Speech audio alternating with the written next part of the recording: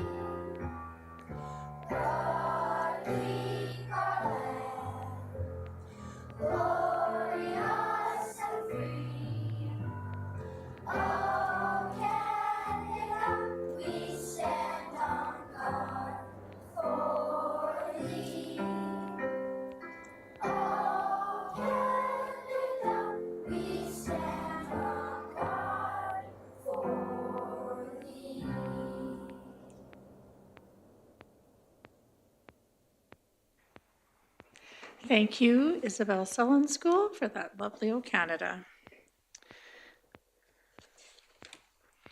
Moving on to the consent agenda, that the May 27th, 2024 consent agenda be approved by the Board of Trustees as presented or amended. Can I get someone to make that motion? Trustee Yegas?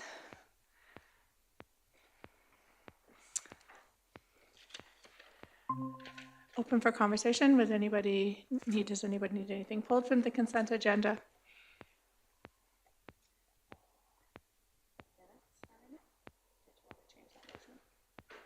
That's coming down further in the agenda. So it has to get approved first. I looked it up. Okay. Seeing none, that the May 27th, 2024 consent agenda be approved by the Board of Trustees. All in favor? Carried. Oh yeah, I will. Sorry, Trustee Gimber has joined us virtually, so instead of all in favor, I will ask for any opposed. Any emergent changes to the agenda, that the May 27th, 2024 regular board meeting agenda be approved by the Board of Trustees as presented or amended. Can I get someone to make that motion? Trustee Poitras? Any changes to the agenda? I have two. I'd like to amend the agenda to strike out rural caucus budget. That is not something that we need to do right now, and it was an oversight on my part on having it on here.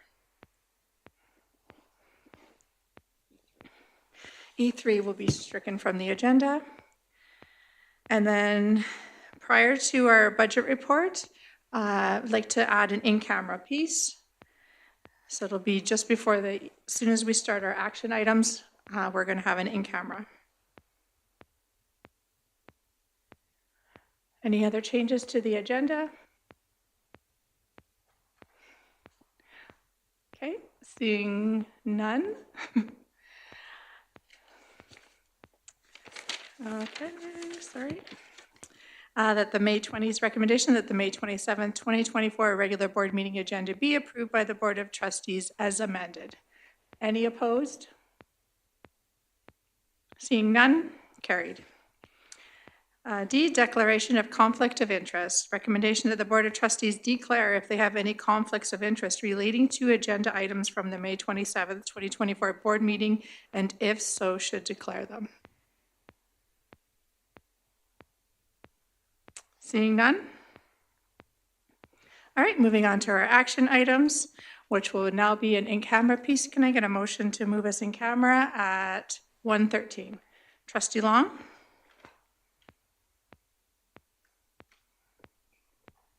All right, we'll just move next door.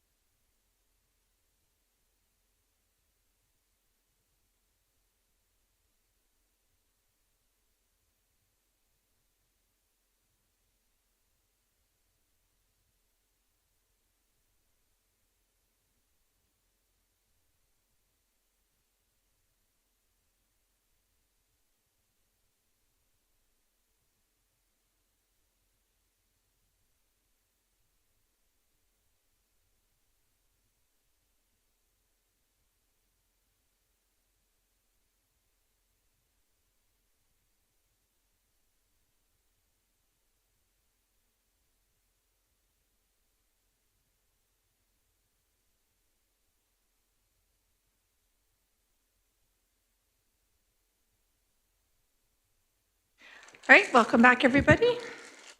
We're going to move on to our action item E3, a budget report. The 2024-2025 Livingstone Range School Division Budget Report is to be approved by the Board of Trustees and submitted to Alberta Education by May 31st, 2024. Mr. Jeff Perry, Associate Superintendent of Business Services, will review the proposed budget for the board's approval. Recommendation that the 2024-2025 budget of the Livingstone Range School Division be approved by the Board of Trustees for submission to Alberta Education. Can I get someone to make that motion? Trustee Poitras? All right. Mr. Perry, would you like to, unless Trustee Poitras wants to speak to it? Okay, Mr. Perry, and also Mr. Jordan Gunderson is joining us. Yeah, he's going to back me up here. Okay, thank you. So Nikki has the presentation on the screen, and so this presentation has been sent out to you in advance. There's a few things that have changed in it, so I'll go through it as we go through just some of the details. But what you can go to the next slide, please, Nikki. This is kind of a highlight of the, kind of the outline of the presentation that we'll provide and we'll speak to.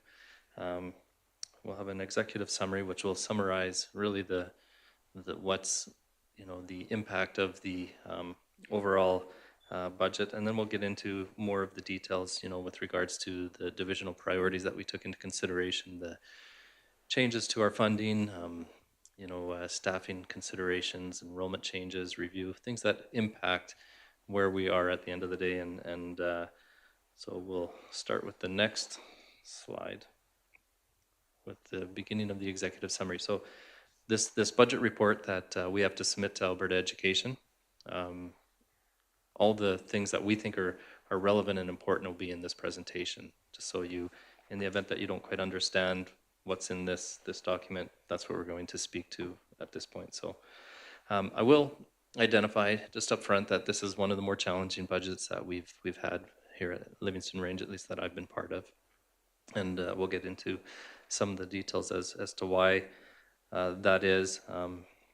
But just jumping into the executive summary and starting with the end in mind, this budget is impacted with where we anticipate that we'll end the current year.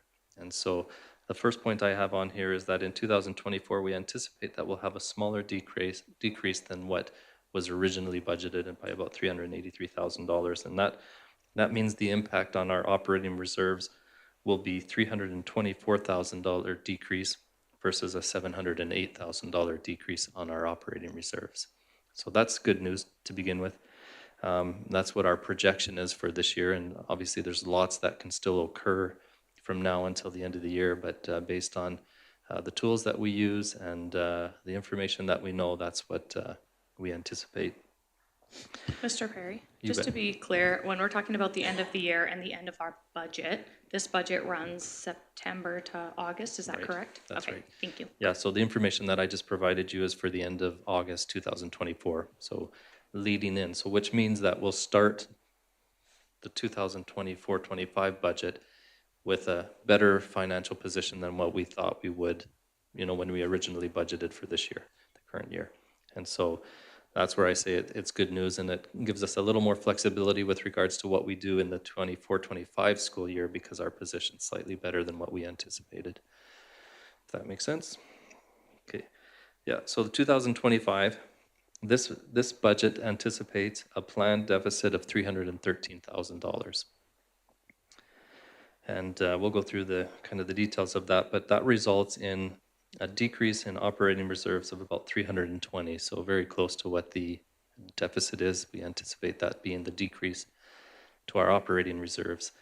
And basically, operating reserves are the equity that's built up in the organization or the business, and depleting those to zero is not a wise scenario. So we do have operating reserves in place to be able to have the flexibility of entering into initiatives or dealing with unforeseen circumstances. We will talk about this a little bit more as well.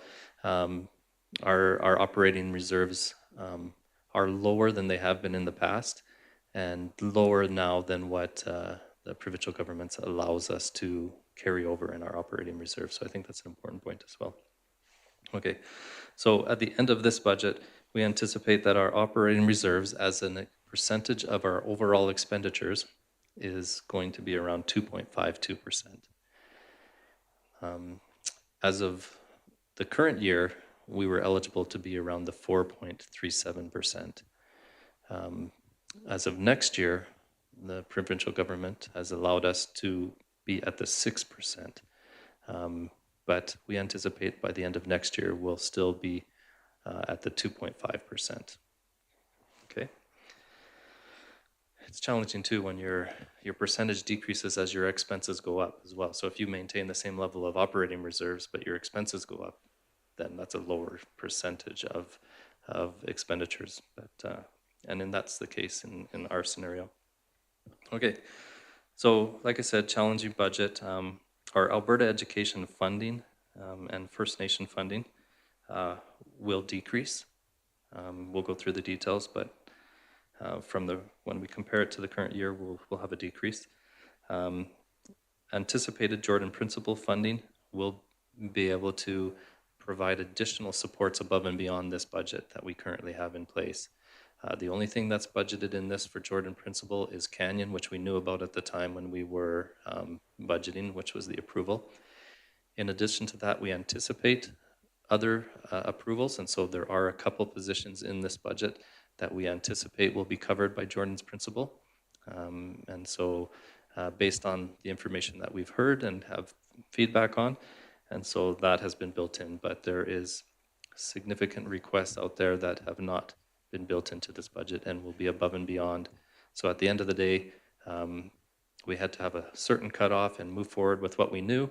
And so some of those things, even though we know of a couple more approvals, they're not built into this. They'll be above and beyond after the fact. So, okay, so this does represent a reduction in divisional and instructional positions. So there's been a reduction in both the divisional side of things as well as the school-related side of things. There is a small reduction in teaching positions, not as high as we anticipate it would be. We've done lots to minimize and mitigate that, but there is still a reduction in there, as well as there is an increase in support staff. And when I say increase or decrease, I'm comparing it to September of last year at the beginning of the budget. So it's important to know when that is. Sometimes we add additional staff throughout the year based on context and other resources that we receive. So we're comparing to the September 30th of the prior year, which is important to know, where we started in the previous year. Service contracts and supplies, obviously there's increases due to inflation, and we've gone through and looked at that to the best of our ability with the information we have, and increased where necessary, and found ways to decrease where we could to ensure to make sure this budget worked for us. Okay, if we want to go to the next sheet, yep, you're there. Data, enrollment, there's a slight increase of 0.4, this is still the executive summary, so we'll maybe look at more detail later, but a slight increase of 0.44%, a reduction of 1.9% in teaching staff, which is 4.1 FTE. Support staff is up 3%, 7.3 FTE. Business and financial risks, we're going to talk about those at the end of the presentation, so we'll jump to the next slide. Okay, so wanted it to be important. I mean, we do have priorities that are on our website that identify, what the governance priorities are. Individual schools have their own priorities, and we as a administration have priorities as well, as we want to utilize the resources to meet the needs of the priorities of the governance side of things. And so here's some things that you as the board went through and identified that needed to be accommodated as well, and that's our academics, so grade 9 PATS, diploma exams, and a continued focus and emphasis and support for mental health and wellness throughout the division. We heard that, and as we went through this document, we strive to maintain and allocate resources in a way that they support these areas. Built into the budget is an increase in average time teachers are in front of students, around 884 to 905 hours, moving in that direction. Relocation of resources, narrowing the scope of work, and the continued mental health initiatives, and family school liaison supports for students, which there is a slight increase in the FSL family school liaison allocation as well, to ensure that we're addressing the learning support side of things. And again, I already spoke of journal principal applications for supports above and beyond. So far, we budgeted what we must have, and those will support in addition to what we can afford. Okay, changes to Alberta education revenues. Here's information with regards to how this, what this budget was built upon.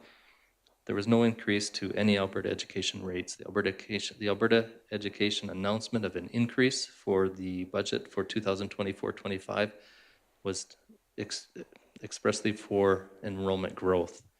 Although we're up 0.44% enrollment, it's really based on a WMA, and so it increases slowly. And we are experiencing an increase to our WMA. However, our funding will be impacted by other things, and we'll go through that when we get there. But no change to Alberta education funding rates. Oh, we're there. Stats Canada changes. Stats, I should look at the bottom of the page. Stats Canada changes affect Alberta education formulas. So although do you want to ask a question now? When you're speaking to it, I just wondered if you could speak to what the social economic status grant, like why did it change for us, if you have more detail on that, and why is it affecting us so negatively?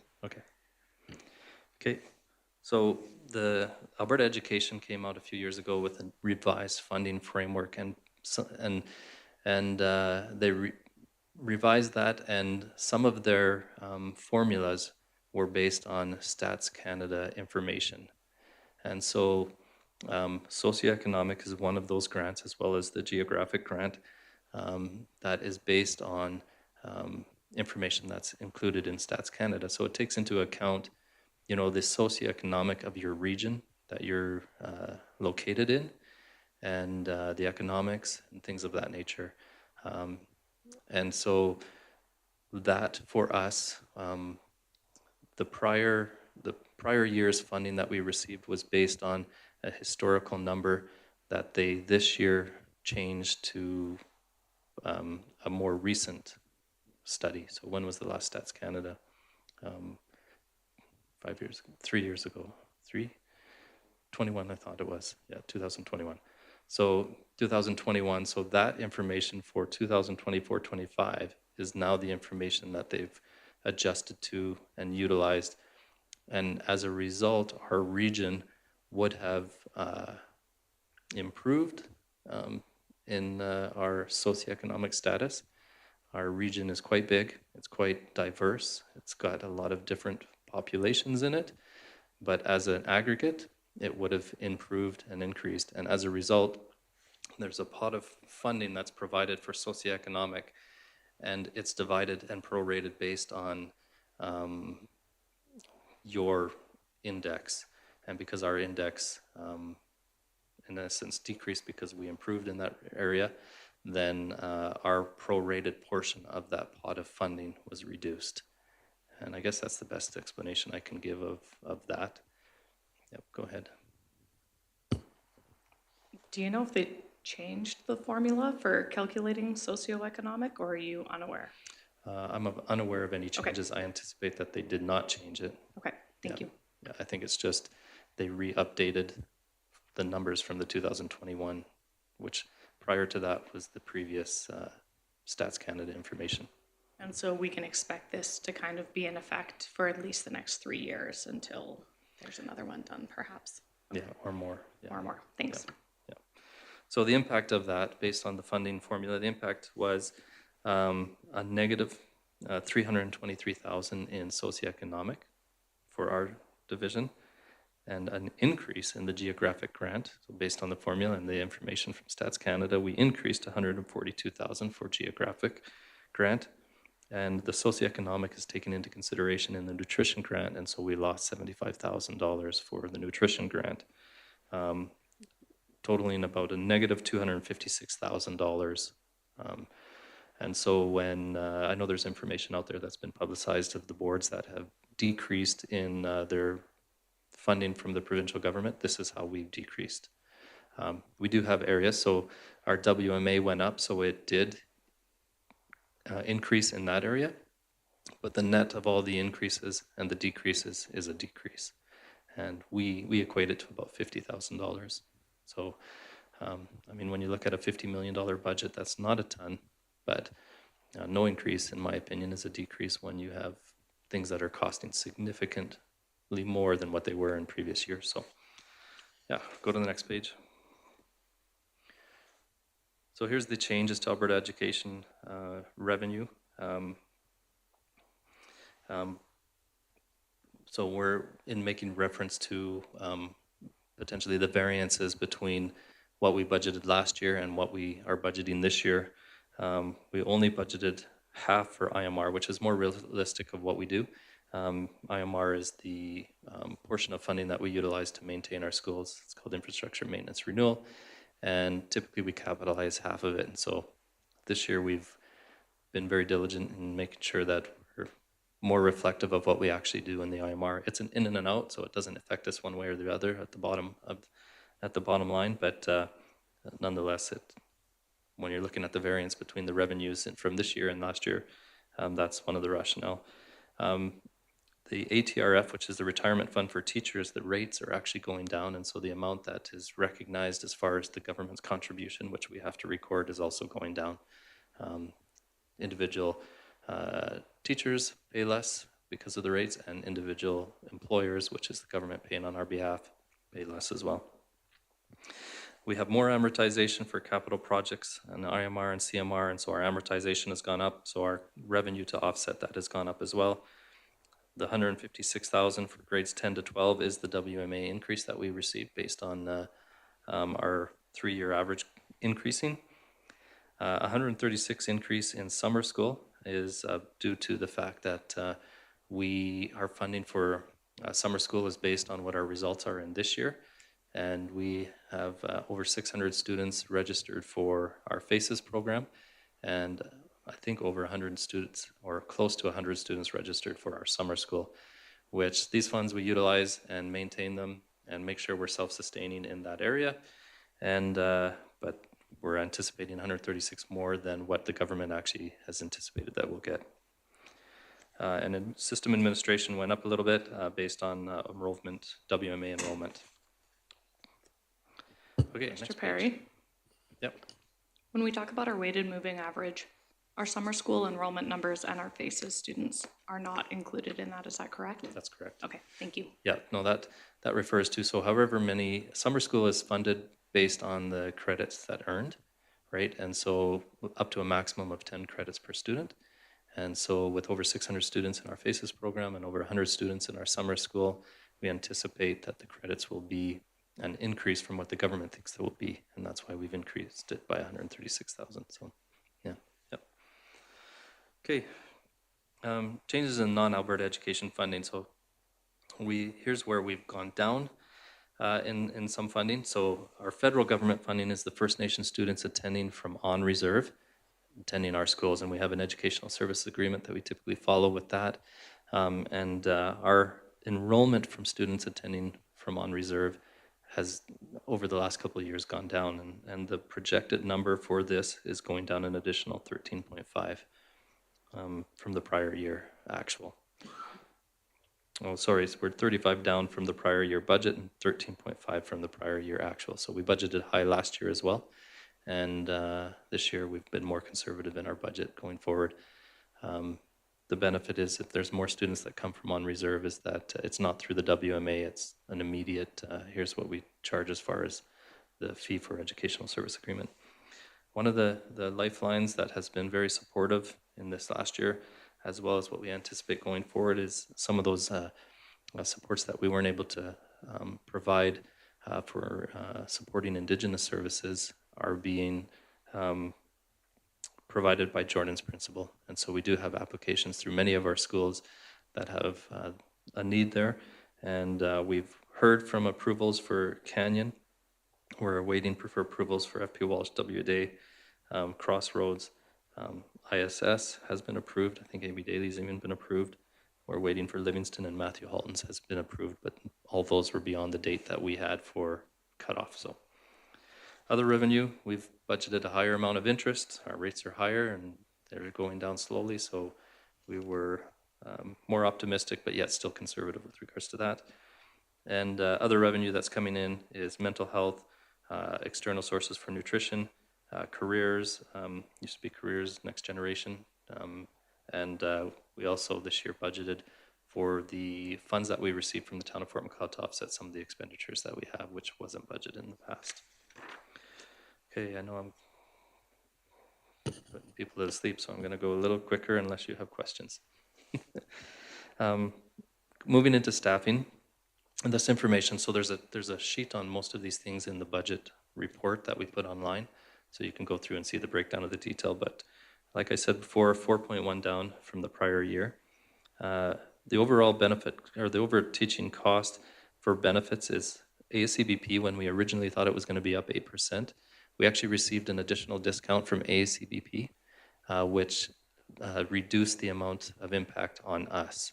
And so ASCBP, we anticipate about a 2% increase for our teacher staff. And of course, CPP still went up significantly. They added a bonus, or a second component to that. Most of our teachers are part of that. CPP 8% and an EI increase of 1.84%. So you can see when you don't get an increase, there's still an increase in costs, right? So ATRF rate decrease, we talked about that. So overall, it's down a little bit, but it's because of the net of those things. Support staff, we are up one mental health, and that came from external resources that mental health therapists, sorry, didn't finish that statement. That's additional external resources are provided for that. Up one success coach, up 5.3 educational assistants, up 2 bus drivers to deal with the thresholds, and we're down an international program coordinator and down 1 career practitioner. Yeah. Go ahead, Brad. Helps if I turn it on. Just a question before we move slides. Can you explain why we received a discount from ASCBP? Yep, our usage, so ACBP, they take into account what your usage is as far as benefits.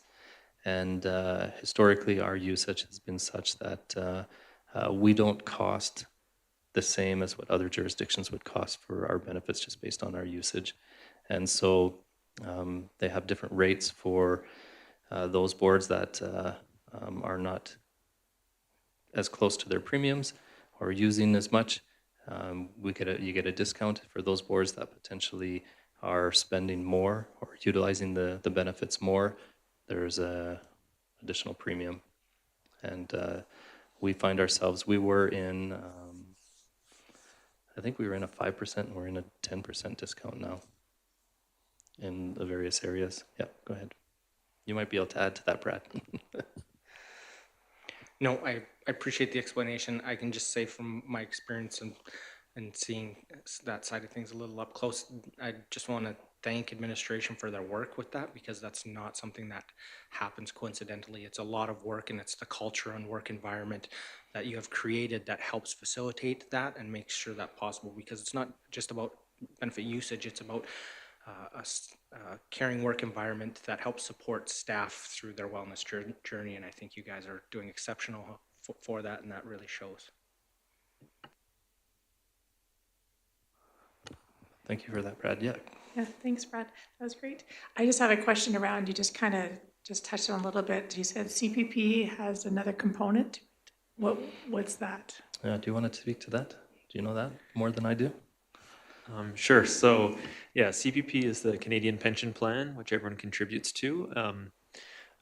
Starting in 2024, the Government of Canada announced that the rate would not increase, but there's two sort of factors in play. One, the maximum pensionable amount of earnings has gone up. So we have to pay for a longer time. It takes longer to max out your CPP. And they added a secondary, it's called CPP2. So once you've maxed out your CPP1, there's a second CPP component that you contribute to, and that as employers we have to match. It's a lower percentage, it's only 4%. But the total cost that the employee and the employer have to contribute above and beyond is an extra $188, which doesn't seem like a lot, but when you have hundreds of employees who are getting there, it adds up, and as a percentage of what we were paying last year, it's pretty significant. Thank you. Yeah, thanks, Jordan. Okay, any additional questions there? Okay, we'll jump to projected enrollment. As you know, the majority of our funds that we receive are driven by an enrollment-based formula. We talked about the WMA, which maybe if those who aren't familiar with that may be watching, it's an average over a 3-year time period of what our enrollment is. And so you may get 100 students in this year, but your average over the 3 years is not 100. So if you're growing, it's a slower move to additional revenue. If you're declining, it's a slower move away from the revenue that you currently have. And so that's how the WMA works. But as far as enrollment for this year, that's taken into consideration. We anticipate, or what we've budgeted for, is a 7% decrease in our ECS. ECS is always the most challenging area to budget for. Sometimes we have higher numbers, sometimes we have lower numbers. It really depends. And so typically schools are a little more conservative here than trying to say that they'll be at the high level versus the lower level. So we go mid-level there. Grades 1 to 12, we anticipate a 1% increase of about 27 students. High school, there's about 35 student increase that we anticipate. And in grades 1 to 9, we anticipate 8 student decrease. And so home education students, we've budgeted for 7 more students than we had in the current year. Other students, First Nations from on reserve, again, we talked about that 13.5% decrease from the last year, or the year that we're currently in, and a slight decrease in our international student. As far as what we know, we're still aiming to meet where we were this year, but we've budgeted for a slight decrease. Now when we look at our expenditure, so we've talked about revenue, we've talked about things that impact our revenue. We've talked about staff and enrollment projection. When we look at our expenditures and we compare to where we might have been in the budget from the prior year, We've talked about the reduction in FTE. Our average cost is a little higher, but it's about $446,000 decrease in our certificated staffing. Support staff is an increase. Obviously, we talked about an increase in that area. And the majority of our support staff increase is in learning support. So educational assistance. We've maintained other positions at status quo. And so those are the areas that we've grown. And when we go through our process, we're allocating based on need. And so the need continues to grow. We strive to be able to support the schools best that we can with the resources that we have in that area, and that's why you see an increase here. There's been a slight decrease in benefits overall. Much of that is much of the decrease is a actually cash outflow on our part. It's the government's part, the HRF decrease. We talked about it a little bit.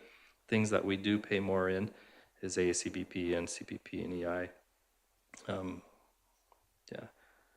And we talked about the AACBP a little bit. If you go to the next slide, service contracts and supplies has increased 358. I identified that we went through in detail to identify where costs are increasing and where we can decrease. Amortization will go up just based on the fact that we spent more IMR and CMR dollars last year or in the current year, we anticipate. Contracted services, custodial, a little bit of an increase in custodial and learning supports as well. So we have contracted services in addition to the learning support staff that we have that we provide supports to, and that's growing. Repairs and maintenance, grounds, implementation of a software system and busing equate to additional repairs and maintenance. Insurance has gone up a little bit based on property values. Everybody knows that the property values and replacing the replacement value has gone up, and so there's a slight anticipation of an increase in that area. As much as we're striving to not have an increase, we'll see. We've budgeted for a slight increase. Dues and fees, 27, this is more as a result of under budgeting in prior years and actually expending more, and so we're just updating the budget to where it actually should be. Supplies, an increase in nutrition, pilot projects or initiatives that are ongoing, and curriculum implementation. Those are additional funds that we get from the provincial government for that. Travel and subsistence, slight increase. Decreases, we talked about IMR being budgeted for 50%, so that's a $350,000 decrease. We had significant dollars in curriculum innovation last year that were going towards professional development, and so although the majority of the budgets are maintained, that particular one is lower, and so there's a reduction in professional development. Doesn't mean that we're decreasing our professional development around the division. It's more that for this particular innovation initiative, we are down because we budgeted more last year. Utilities, we anticipate a decrease. That seems odd, but we potentially over budgeted a little last year, and so we anticipate that this would be a better level as to where we should budget for. There's always the risk that it goes higher, but we think this is where we'll be. Yep. Just a question around the curriculum implementation. And so we have the new social studies curriculum implementation happening. And so has the government indicated any kind of supports for that? Because in here you have increase in cost curriculum implementation. So is that a cost then to us we don't know what that's gonna cost yet? Or has there been any communication as to what that's gonna look like? So, do you remember? Chad, do you want to speak to that? Yeah, I just submitted our numbers for FTE for social studies, for any of the new curriculum coming forward. So we anticipate some dollars. I'm not sure what it'll be till we get our final numbers, but yeah, there'll be some dollars coming our way. Yeah, so based on this budget, we haven't included additional funding coming from the provincial government. If it comes, it comes, and we utilize it the way that they indicate that we can. And, but yeah, that's where we're at. So the reason I put these particular items, these are the ones that stuck out as we went through the budget as far as what the increases or decreases might be and might explain the variance between what it was this year and what it is going forward. So you can go to the next one. So in the end, we talked about in the executive summary what that might look like, but here's a more detailed review of it. So our operating reserves as of August 31st, 2023 were 2,071,511, which was a 3.72%. So that's where we started last year. The anticipated impact is the 324 that I talked about, so a reduction of 324 based on a deficit of 287. That takes us down to a 3.09% of operating expenses. Again, the allowable reserve, operating reserve for this year is 4.37, so that's 2.4. So you can see we're about $700,000 lower than that. Impact of this budget reduction is for this year is 320 because of a deficit of 313. That results in a $1.4 million operating reserve, which is 2.52% of our operating expenditures. It's my recommendation that we strive not to go below 2.5. And so I think 2.5 is, the government indicates that you can't go below 1%. 1% is 500 and some thousand. I don't think that's a reasonable reserve to have the flexibility to what we talked about before. The government is now saying we can have up to a 6% operating reserve. We're at 2.5. So in my mind, we're at the lower level of where I would anticipate or recommend that we be. Yeah. So that is the information in regards to this budget. There are some significant risks attached with this budget. Costs continue to rise for all products, services, and staffing. So benefit costs, utilities, contractors, insurance, buses. We are entering into negotiations with all our union groups this year. And so there is significant risk in there with regards to how those go. We've budgeted international program funding is contingent upon students attending, which can be impacted by factors out of our control. We found out during COVID that students couldn't come. And so right now we anticipate that they will be, but there's things out of our control that are significant risks if they can't, because our international program is one way that we subsidize and support, some of the levels of programming that we provide. I thought it was important to understand that learning support requirements are costing the division around $7.4 million. So that's taking into account all costs associated with learning support. And the funding that we receive in learning support is about $4.18 million. The difference has to come out of instructional funding, which reduces the resources to support student education. Important to note, although when you look at this budget, our instructional side of things is balanced as far as the revenue that we're putting into there and the revenue. The significant part of it is the maintenance and operations. We get it costs $8.385 million to maintain our schools, and we get 8.385, and it costs us 8.85. And the difference, again, has to come out of instructional dollars if we don't have the resources to be able to pay for it out of maintenance, which is something that we've continued to communicate. This budget requires the use of reserves to balance the budget. This reduces the division's future flexibility in meeting unforeseen needs. And those are the significant risks that we identified as going through this process. And that's my presentation. So. Thank you. Trustee Tim? Oh, I didn't know that it was ending. I just, with that slide, had a question.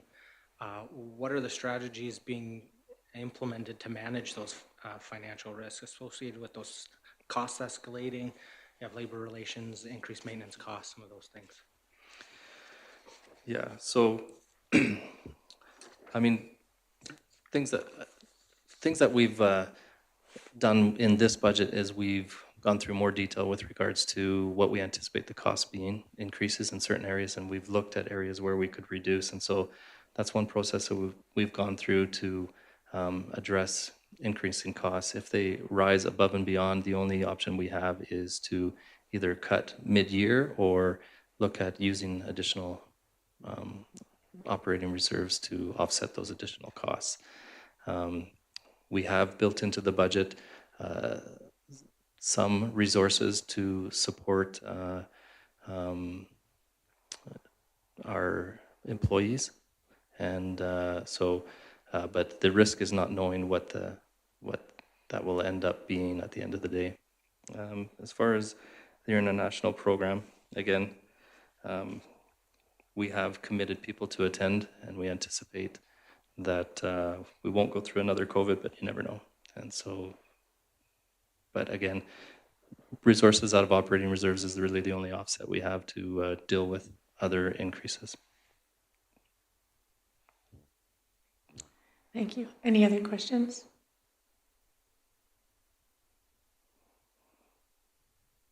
Trustee Toon?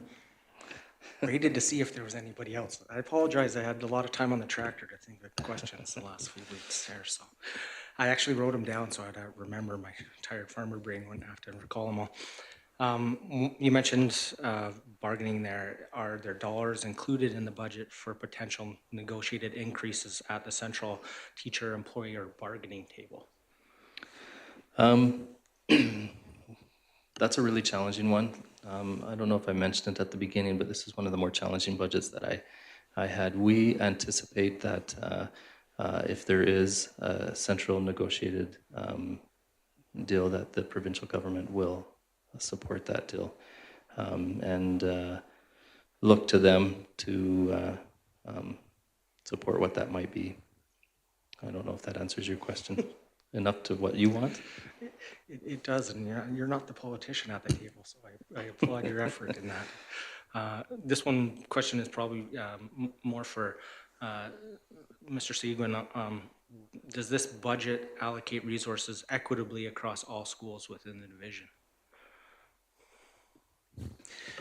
Yeah, probably even more so than any past budget. I mean, we looked at every angle, every nook and cranny that we could look at to ensure that our schools were being well served and taking into account even more than we have in the past individual context.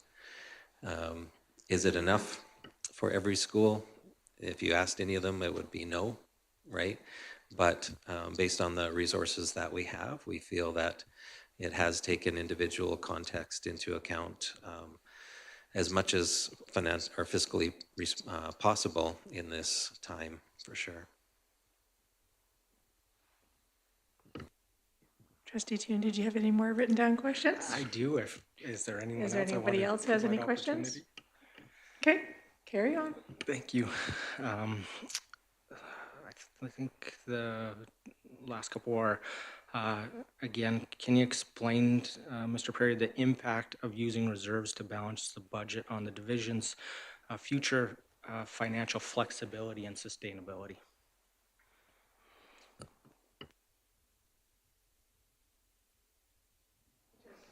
I turned it off, okay. Yeah, for sure. Obviously, operating reserves are, once they're used, unless they're replenished with having a surplus at some point in time, they're unavailable. So maintaining operating reserves for contingencies, for additional initiatives and things of that nature is a good business practice for any organization. But the use of those and getting them down to a level where you have the inability to adjust mid-year to meet the needs of students is a challenge if you don't have them. So yeah, and that's why the recommendation would be not to go below what the 2.5 that we're looking at right now.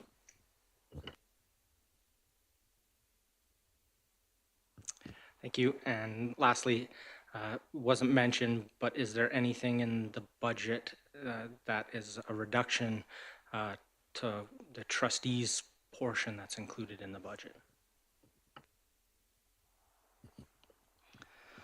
So this year, last year we had elections in the budget for trustees to fill a vacant position. So there was additional resources provided for in that year. So those were removed out of the current year, and we adjusted the budget lines to be more in line with what was being expended in previous years. And so that's what we've done with the board's budget at this point. Thank you. Was that the last question, Trustee Toon? Trustee Charchet?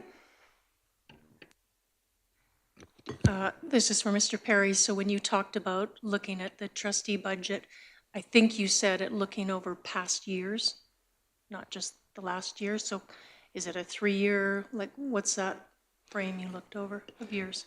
Yeah, I mean, for sure, we look at the most previous year and where we're trending right now with regards to the way compensation works for trustees is it's based on meetings and things of that nature, how often they're required to meet and things of that nature, as well as what the costs are associated with the dues and fees for some of the associations that are involved. And so we'll look at the most recent, currently the one that we're in, as well as the prior year for the most part as far as determining what the level of budget would need to be.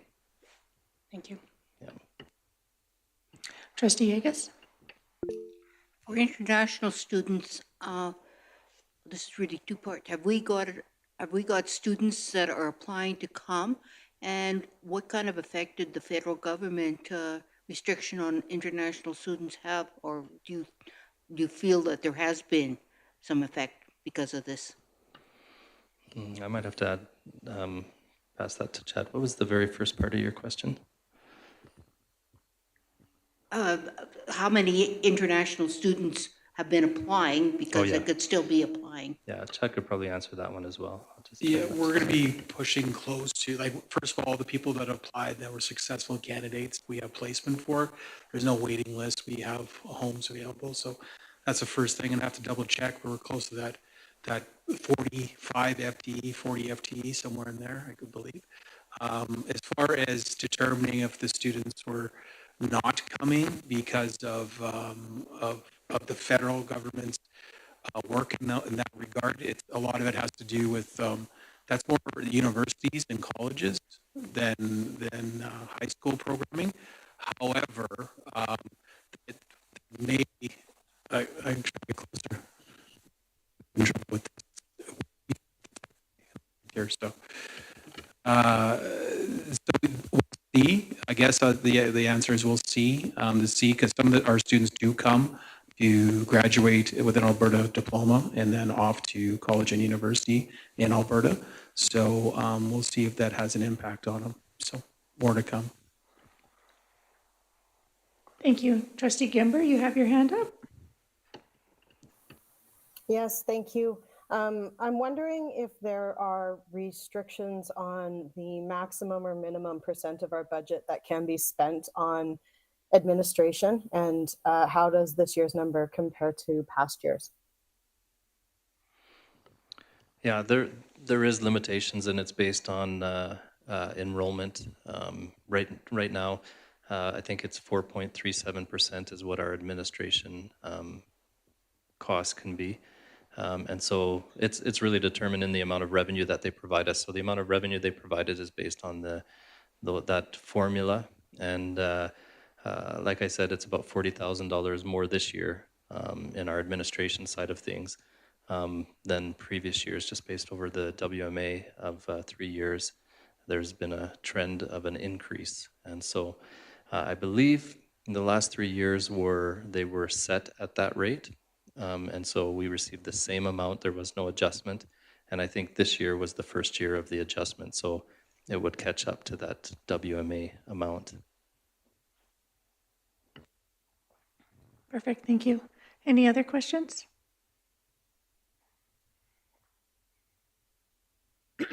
Trustee Toon? Not a question, but a comment. I agree with Mr. Perry that the challenging nature of this budget. I've heard more as a trustee about the challenges that our schools are facing from parents and students in this upcoming fall.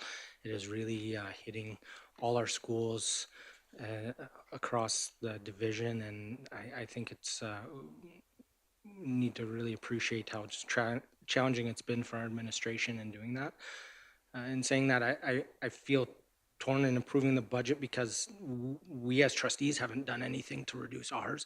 I know it's such a small portion of the budget, but as governors, we set the example. And if we're not formally looking for efficiencies and finding them and putting them into a budget, how can we expect our administration to do all the heavy lifting and have that same model of fiscal responsibility? Thank you.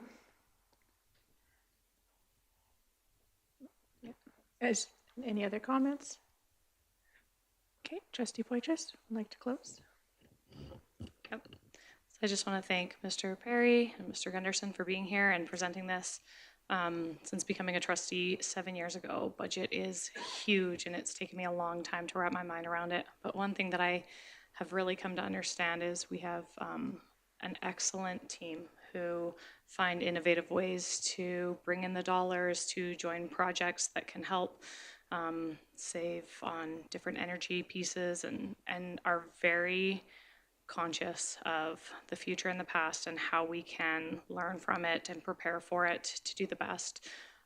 We've heard Mr. Perry say this is probably the most difficult budget he's dealt with, and as we see the numbers and we've decreased in the amount that we have in reserves, it's getting to that point where it's starting to feel a little bit panicky, where we can only take so many cuts from the government before we can no longer provide the things that we're providing to our students. And so I just want to say thank you, and that we appreciate you guys so much and looking for all those efficiencies and the ways that we can do it, and that we as governors can continue to advocate and support. But I appreciate this budget. I think it is the very best budget that we could expect with the dollars we were given, and I encourage us all to continue with our advocacy as we move forward, so that our budgets don't continue to get scarier and scarier. So Thank you. All right, so the recommendation on the floor is that the 2024-2025 budget for the Livingston Range School Division be approved by the Board of Trustees for submission to Alberta Ed. Any opposed? Carried. All right, moving on to E2, our education plan. Daryl Siegman, Superintendent, will review the 2023-2026 education plan, Year 2, for the Board of Trustees for approval. The recommendation that the Board of Trustees approve the 2023-2026 Year 2 education plan for the Livingston Range School Division. Can I get someone to make that motion, please? Trustee Yegas? Did you want to speak to it, Trustee Yegas, or would you like me to turn it over to Mr. Sequin? I will turn it over to Superintendent. Thank you. Thank you very much. We'll just have Nikki pull up the document that's been marked. You had a couple copies, one a clean version and then one that was marked up so that you could kind of see the changes. This is a 3-year education plan, and this coming year is the 2nd year of the plan. And so tried to capture the things that have changed in red so that you could see it. But the first thing that you'll notice is the stakeholder engagement on page 7. Starts there and goes through page 7, 8, and 9. And I think covering the bulk of 2 to 3 pages is an indicator to you that we're doing lots of stakeholder engagement. When I look at the responses there, the numbers of responses totaling more than 4,500, we can be assured that we are trying to seek stakeholder feedback in a number of areas to inform us as we move forward as a jurisdiction. And the trustees and senior admin are taking those things into consideration as we plan. Nikki, if you'll move on to page 12. In a strategic planning session earlier this year, the board identified the main priorities of academics and mental health and wellness as areas to have further and increased emphasis on going forward.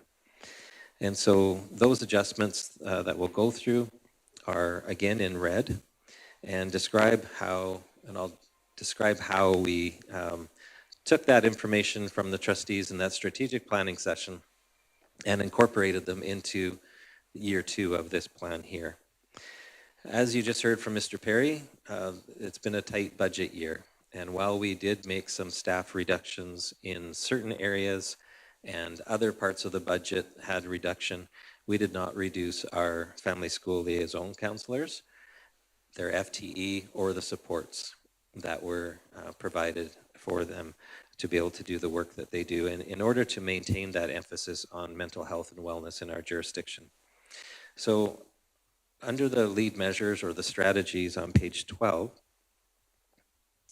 partway down, you'll notice the number, or sorry, Nikki, I think it's back. There it is. Yeah, sorry, there it is. The new strategy there about equipping student leader representatives from each junior senior high school with the knowledge and skills necessary to support their peers in accessing appropriate services for mental health and well-being. And you might look at that and go, what does that mean? And so in conversation with our clinical team lead and her with her FSLs, one of the strategies that have been suggested by them is to better equip our students to be able to help each other and to refer them to the appropriate resources. And so there's a outreach and education services program called Community Helpers. And in there, on the little slip sheet here, it talks about, did you know that 1% of youth, only 1% of youth will talk to a professional first when they need to talk? So who do they talk to?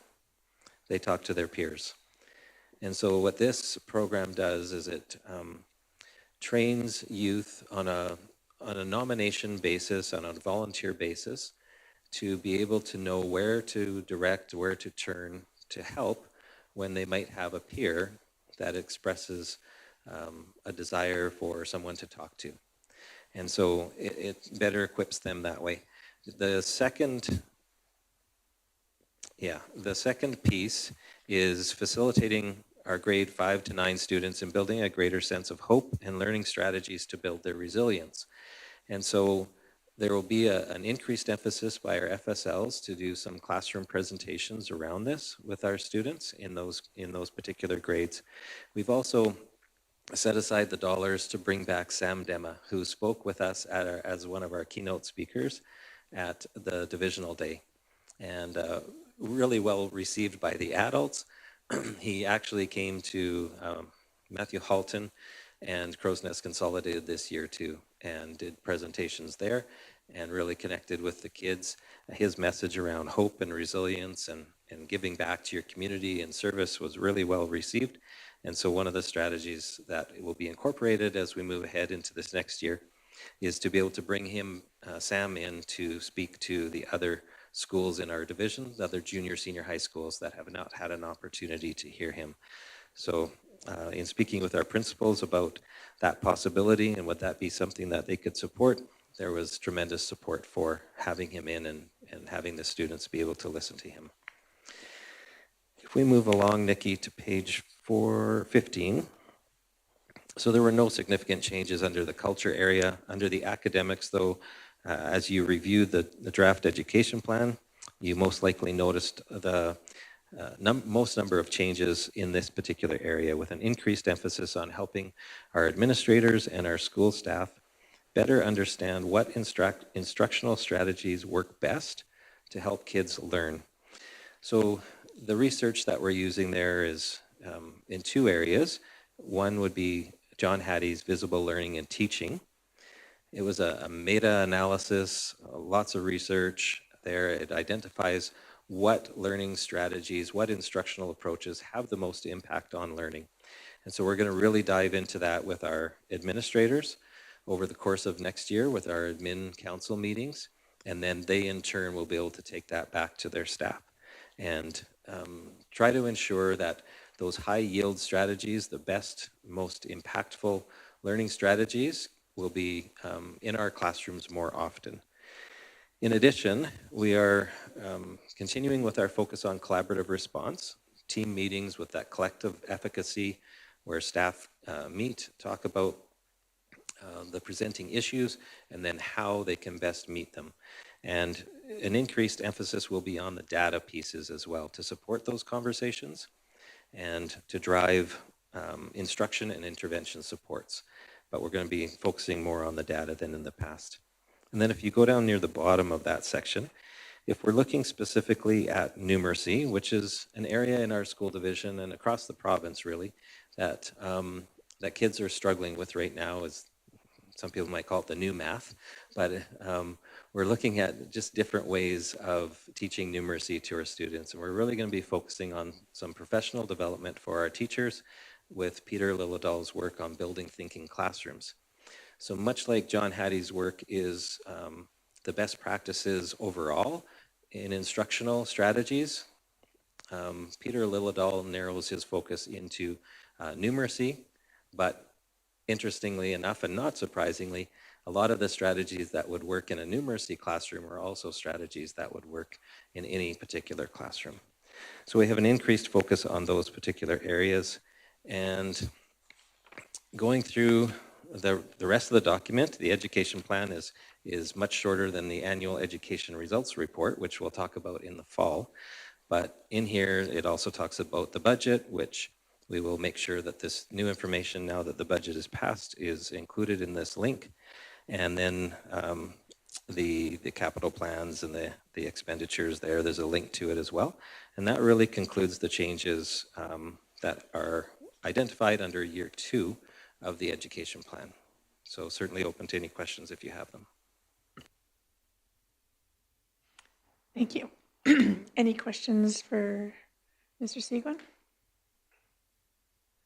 Trustee Poitras? I don't have any questions. It looks great, but I do have students who have been involved in a couple of these different initiatives, including my son going through some of the training around what to do if a peer approaches you and wants to share things that may be upsetting, and teaching them who they can reach out to and how and where. And I asked him how he was a part of that, and I guess they asked their peers, who would you feel most comfortable in this grade, in your grade, going to if you had something you wanted to talk to them about? And they took the top, I think it was 8 or 10 kids that were named by their peers. And so I thought that was pretty cool to have that happen. I know these things come at a cost and having these in the school, but it's so important for our kids to feel mentally stable and supported and safe in their environments, and it's making a difference. As trustees, I know we try and be in the schools for school council meetings, but also when we can for different events, and I see it making a difference, and I feel so strongly that it is showing up in our plan along with these other pieces of academics, and so yeah, I appreciate the plan. I think it's a good balance, and I think that we are currently and will continue to see the benefits from investing in these different areas. So just want to thank you for, looking at those goals and those priorities and making sure that they are all reflected. So thank you. Thank you. Trustee Toon? Thank you. I really appreciate, as Trustee Poitras says, the diversity that's in the plan. There's a lot of initiatives, and especially in light of how tight budgetary constraints there are currently. Question would be, what opportunities will there be for community/stakeholder input while and feedback while the education plan's being implemented? We know that this is a rolling, and there's a lot of initiatives that are included in that. It's just if you could highlight some of the opportunities for feedback on some of these things from stakeholders. Yeah, there's a multi-tier kind of approach to the feedback that we receive in the school division. And I mean, there's always that teacher level where there's things that are happening in the classroom for parents through parent-teacher conferences or at any other time to reach out and to have some conversation with their, the child's teacher. But then you go to a school level, and our schools' education plans will be aligned very well with the division education plan. And so because this is year 2 and there has been some changes, but the overall direction is staying the same, our schools have been working on their education plans as well, and taking these thoughts into account from a division level as they develop those school-based education plans. And so they're having the conversation with their staff and with their parents at a parent council, a school council meeting, to present the plan and to get some feedback on that. So if they have certain things in their local context that they might need to emphasize more or less, that flexibility is built in so that parents can have that input and staff can have that input into that school plan as well. And then jurisdictionally, we, as I mentioned at the start, we have lots of opportunities through different stakeholder engagements that have happened throughout the year to be able to provide some input on different pieces. We sometimes get more specific around a certain strategy. Like this past year, we asked a specific targeted group of individuals, students, as well as their parents and staff in those particular grades, what they thought about our efforts around goal setting and the impact that that's had on them. So at different times, we'll run some stakeholder engagements as well to get some feedback on specific areas of the plan. And then, as always, parents also have an opportunity to reach out to their local trustee, right? And you're at all of the school council meetings as well, so that's a great opportunity for parents to go and to be able to voice their concerns or the things that they express their appreciation for things that are happening in the school as well.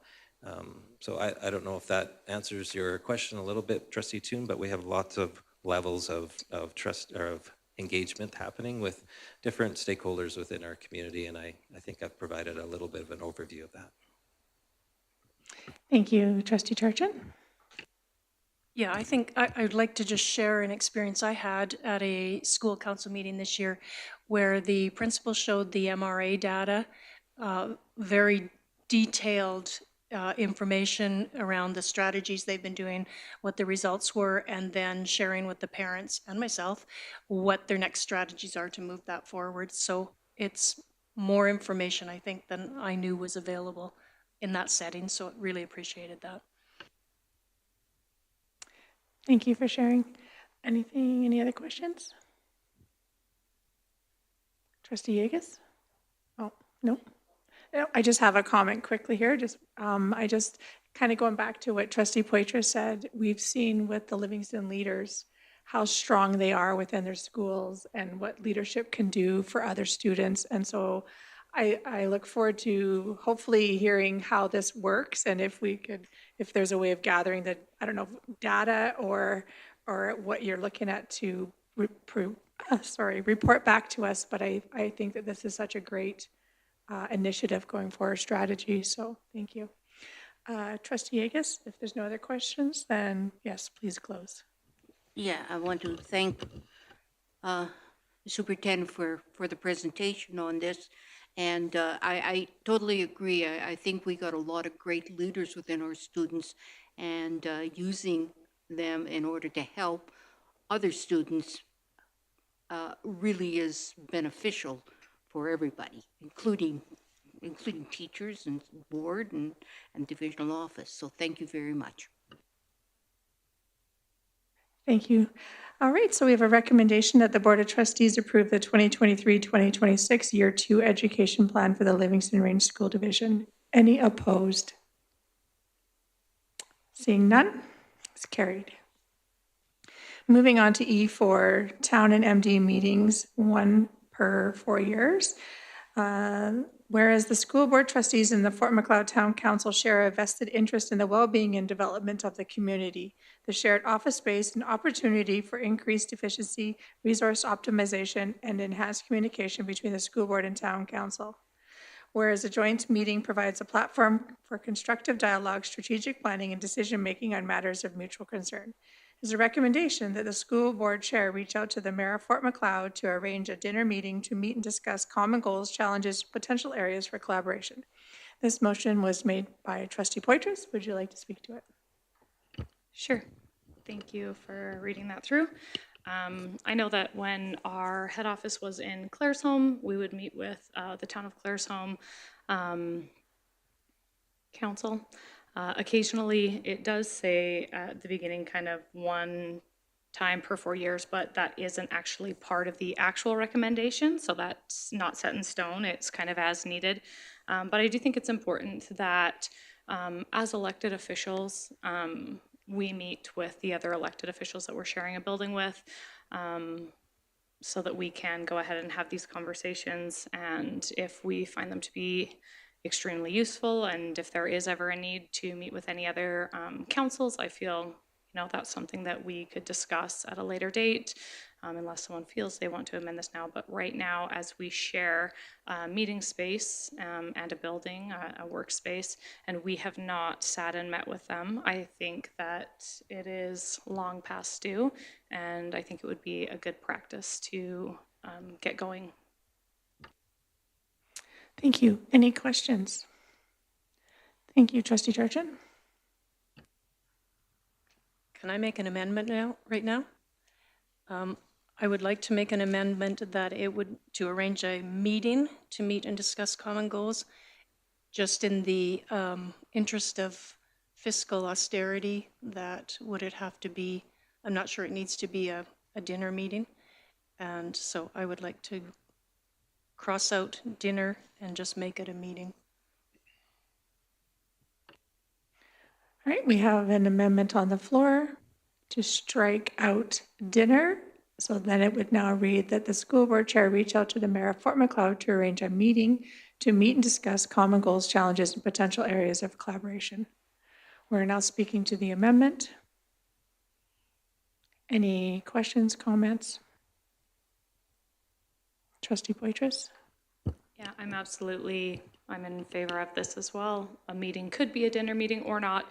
The only reason I think I put that word in there is just, I happen to know that I'm sure we all are aware that their meetings often happen the Monday, same Monday as us, in the evening. And so I thought if we were here and they were coming to be fiscally responsible, we could meet in that hour or 2 hours in between, which happens to fall during dinner, but I was thinking more dinner time of day.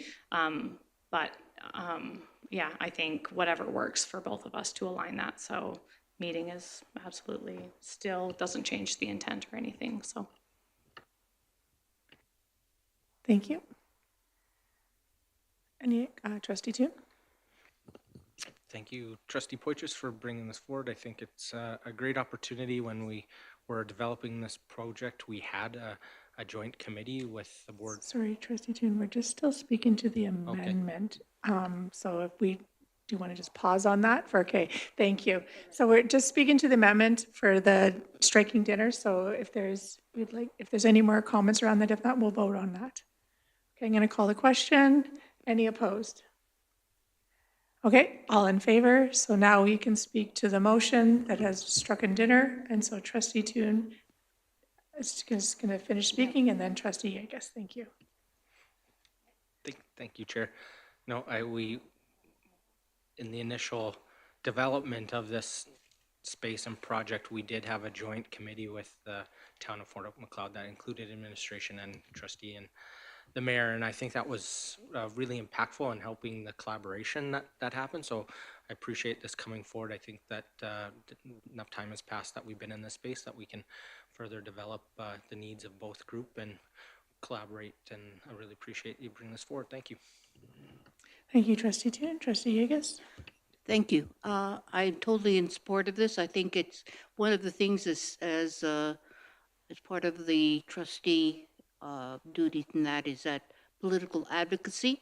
And I really feel that this is one way that we can really work with, or especially the people who we share this building with, and also the fact that Fort Macleod seems to have a lot of initiatives that are beneficial to LRSD. So this would give us a chance to get to know the other councillors, and also to let everything, to do some advocacy on the part of LRSD. Thank you, Trustee Yegas. Trustee Long? Yeah, just some clarity. The recommendation is that the school board chair reach out to the mayor of Fort Macleod. Is your recommendation that the chair meet with the town council, or the board does? It's not, I don't think it's clear. Trustee Poitras, did you want to answer that question? Sure. So it currently reads that the school board chair reaches out to the mayor, so the mayor's kind of the chair, to arrange a meeting to meet and discuss common goals, challenges, and potential areas of collaboration. I see how it could appear as both the chair and the mayor will meet together and have discussions. So to make it a little clearer, I would amend it to say that the school board chair reaches out to the mayor of Fort Macleod to arrange a dinner meeting, or sorry, to arrange a meeting between town council and LRSD school board to discuss common goals, challenges, and potential areas of collaboration. So I'll just wait, so to arrange a meeting between LRSD Board of Trustees and Fort Macleod Town Council.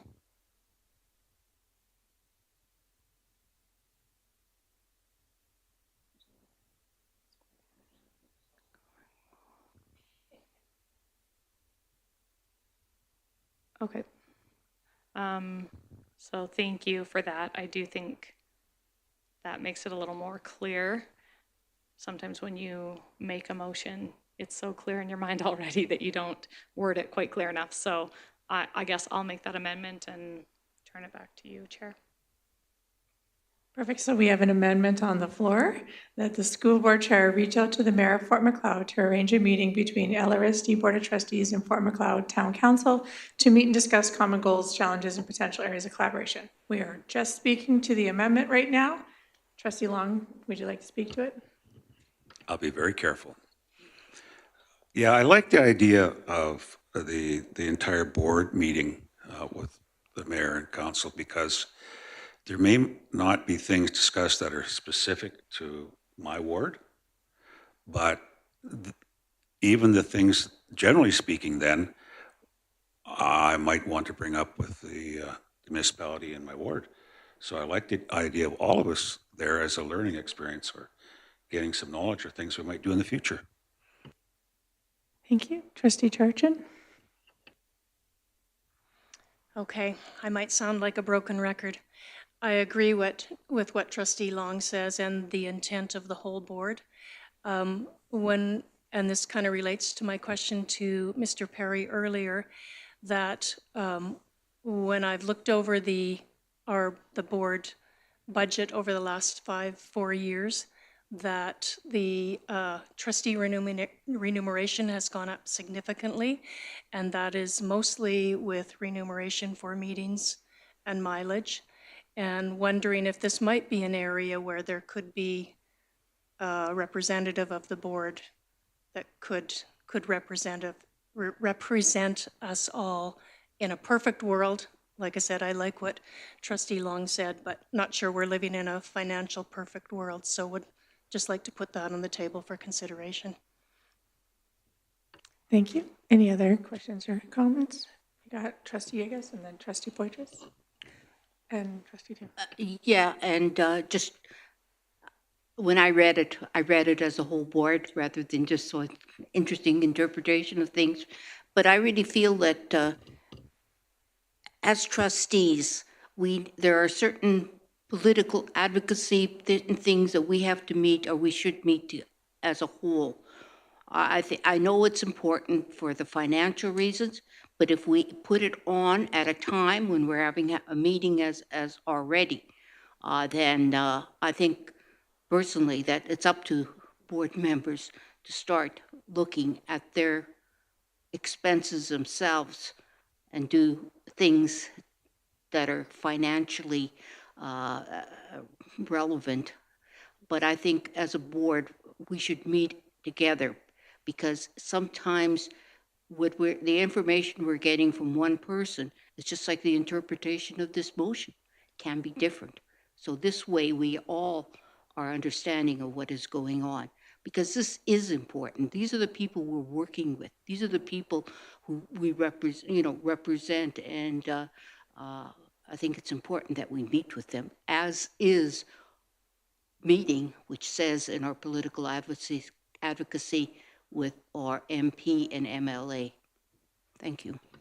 Thank you. We got trustee Poitras, trustee Toon, and then trustee Long, and then Churchin. Thanks. Yeah, I hear you, Trustee Charchin. It is interesting today in this meeting to hear so much coming up about trustee fiscal responsibility, and as we're coming up to approve our remuneration for another year, you know, we typically do that in September. We'll be doing it in June this year. But I agree that there is a lot of places we could look at where multiple trustees are attending, say something like Zone 6, and that's something that could be reported back on. I believe there are places that we all would like to look at and discuss so that we are also being fiscally responsible and making sure that it's as many budgeted dollars can stay, you know, in the budget and not, you know, be needlessly spending. However, when you're meeting with elected officials, I feel like when you meet elected officials to elected officials, that is something that it's important for us all to be there for. I mean, I'm in this ward, so I would most likely be at this meeting either way, but I have met with multiple town councilors, not officially, but I see them in our lives. I see them at, where do we go with Bev?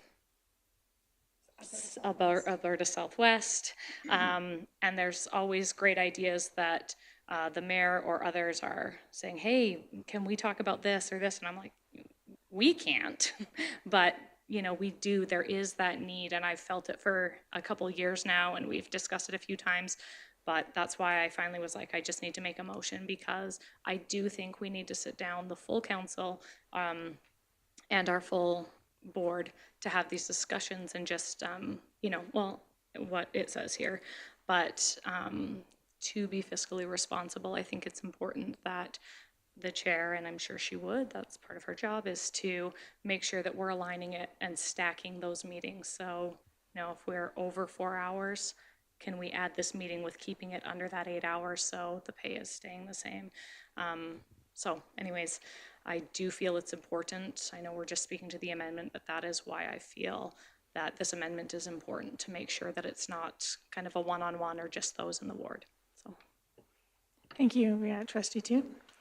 Yeah, no, I agree with Trustee Churchin. I think there's a lot of things we can do, and as Trustee Poitras said, this is one meeting in 4 years is the intent. It doesn't say that in the motion or the amendment, but I think it is crucial to have all the board there, and I believe, as Trustee Poitras said, that we'll have this stacked, and so it'll be as effective as possible. So I don't think that this really affects the budget in any way, so I would support it.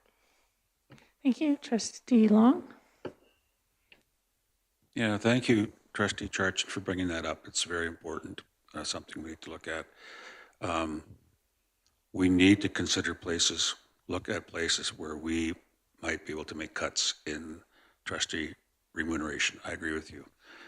However, I think this is one place where this is really important. We should go ahead with this motion, and that we need to look at other places other than something as important as meeting with our municipal councils. Thank you. Trustee Charchin.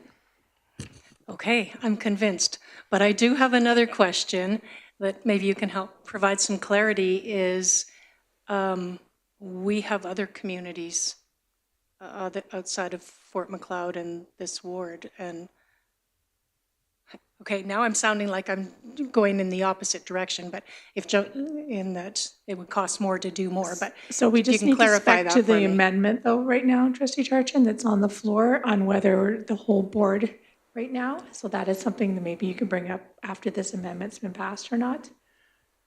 Okay, I think it impacts how I'd vote on it, but okay, I'll wait. Okay. Any other comments? Sorry, just point of order. It will affect how you vote on the amendment, whether we move between, because you're saying if we were going to do this in all communities, then you would vote just the wards. The ward trustees meet with those, but if it's just happening in this community, then it should be the whole. Okay, I see what, so she is actually correct in asking that question, so.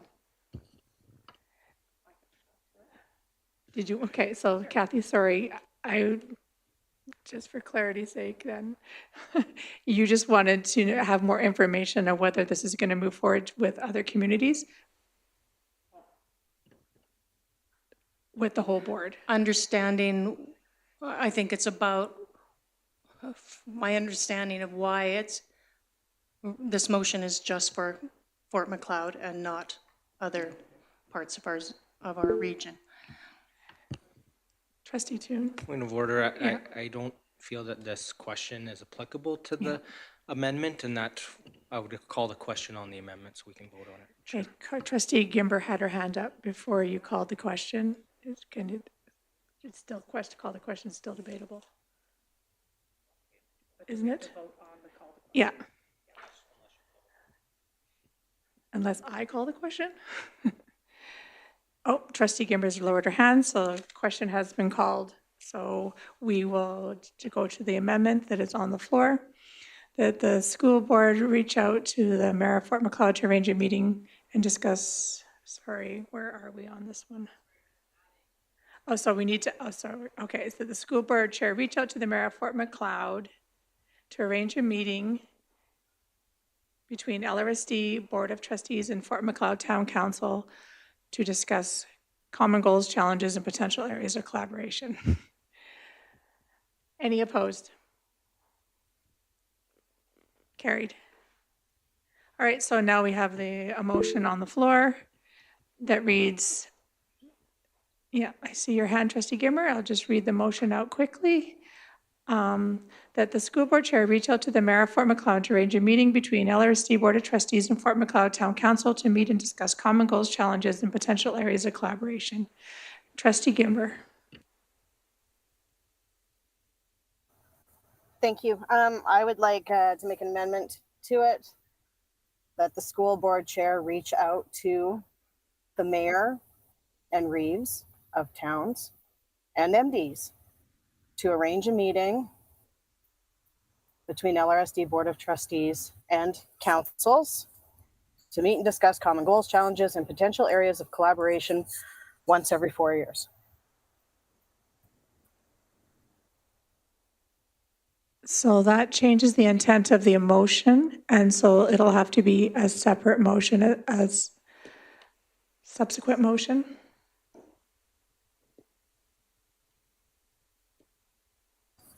Okay, that's fine, then withdraw and I'll make it a subsequent motion later. You can have the subsequent motion on here now, Trustee Gimber, and we can debate both motions.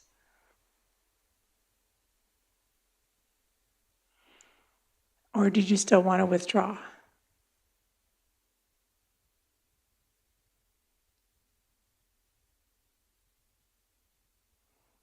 Trustee Gimber?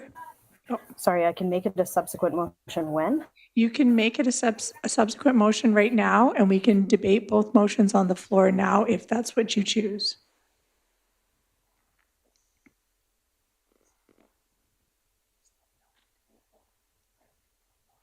Yep, so we can debate both on the floor right now, but they will be voted on separately.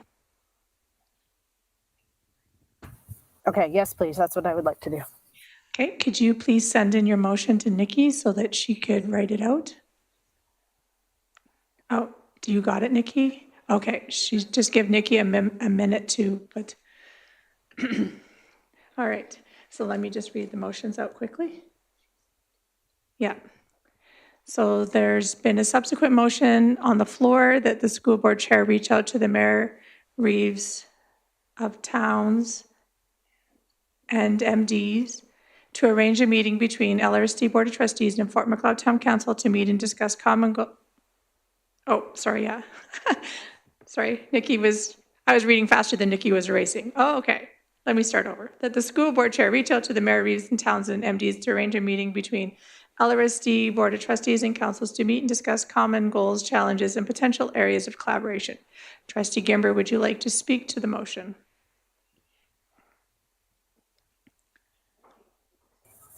Yeah, I think that fiscally responsible would be once per quarter or once every 4 years. Sorry, can you please add that into my motion? Because it should be at the end, once every 4 years. But I also think that there are other towns that are, and MDs that this is just as important for. And if we're going to do the full board, then I think that's important to have it once every 4 years and not more often than that. Perfect. Thank you, Trustee Gimber. So now we are debating both motions on the floor, and we'll vote on them separately. Just a clarifying question. Sure. Trustee Poitras just has a clarifying question. Sorry, Trustee Gimber, just with what you said there at the end, what was that meant to be part of your motion, so that it would say to discuss common goals, challenges, and potential areas of collaboration once every 4 years? Was that Yes, intent? please. Okay, perfect. I heard you say it, and I wanted to make sure that I was reading it correctly. Thank you. Nope, thank you for the clarification. Trustee Long, did you have your hand up? Oh, sorry. Okay. Yeah, my thought is, and it's back to remuneration and budget, is that instead of all the trustees meeting with Mayor Reeves and MDs, that it be the, and I'm not trying to make an amendment, I'm doing this at a discussion, that it be the trustees in the ward of the said Mayor, Reeve, and MD. Thank you, Trustee Long. Trustee Turchin. I think I can make that amendment, can I? Which one are you amending? The Trustee Gimber's. Okay, Trustee Turchin is making an amendment to this motion that Trustee Gimber made.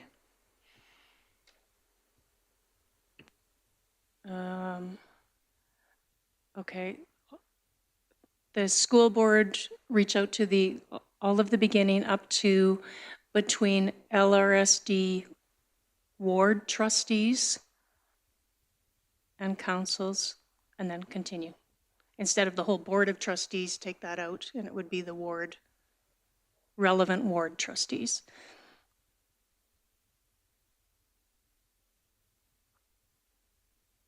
And again, just to repeat that in a perfect world, it would be all of us, but in a financial world, it would be the ward trustees.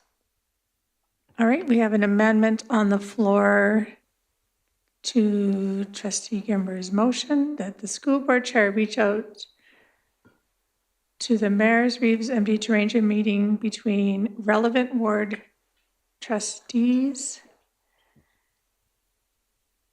and councils to meet and discuss common goals, challenges, and potential areas of collaboration once every 4 years. So we have Trustee Yegas and then Trustee Poitras.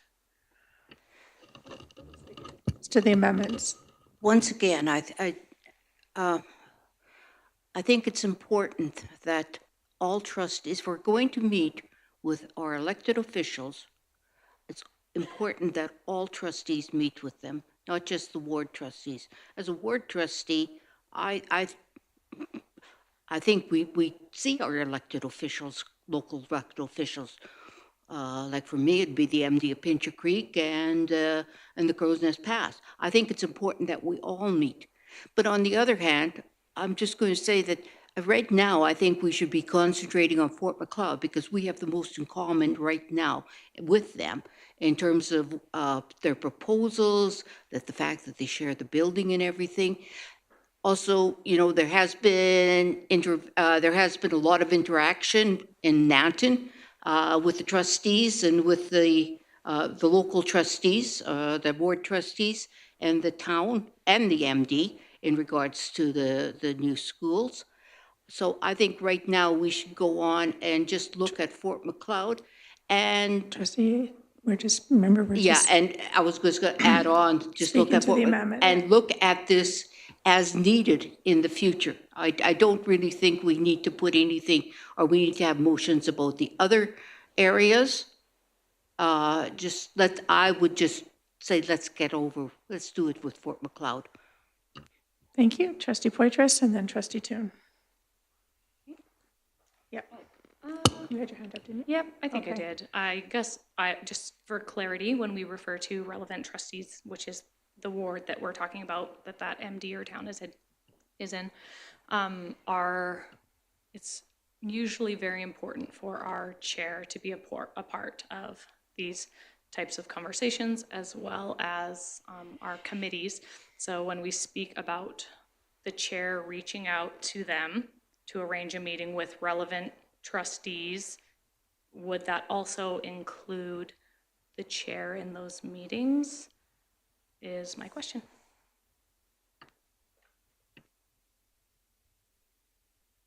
Shut myself off. That's a great question, Trustee Poitras.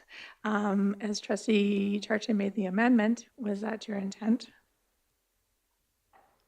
Yes, sorry, I just assumed the chair is invited to all of those kinds of meetings, so I should have been more explicit. Thank you. Trustee Toon, were you wanting to speak to the amendment? No? Is there any other questions or comments around the amendment? I'm going to call the question. That the school board reach out to the Mayor Reeves of MDs to arrange a meeting between LRSD, relevant ward trustees and councils to meet and discuss common goals, challenges, and potential areas of collaboration once every 4 years. Any opposed?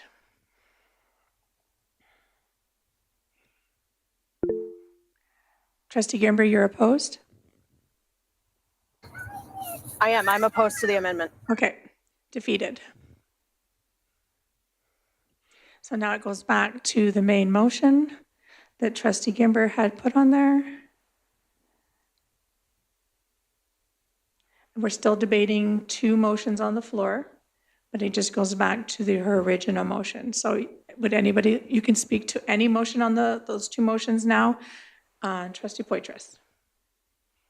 Great, thanks so much. I really appreciate this conversation. I'm speaking to the first motion, not the subsequent motion. And I think that this has been discussed. We have a lot in common. We are working on different things together. And so I really feel like this is important that we do this with the town of Fort Macleod, which is why I would be in favor of that one. I also, when I was thinking of this motion and bringing it forward, I considered, should we be meeting with everyone? Is that something that's important? I think we have 1 year left in our trusteeship. I don't know that this needs to be a priority for us to try and make these visits happen in the next year. And maybe is something that the next board can consider, or that maybe we can put in, if we feel in the next year or so, and have it delay until 2025. But at this point, I feel like we need to do it with Fort Macleod because of our shared interest and shared location. When we do have engagements that need to happen and partnerships, we create those committees, like the committee in Nanton, like our Granum Solution Committee.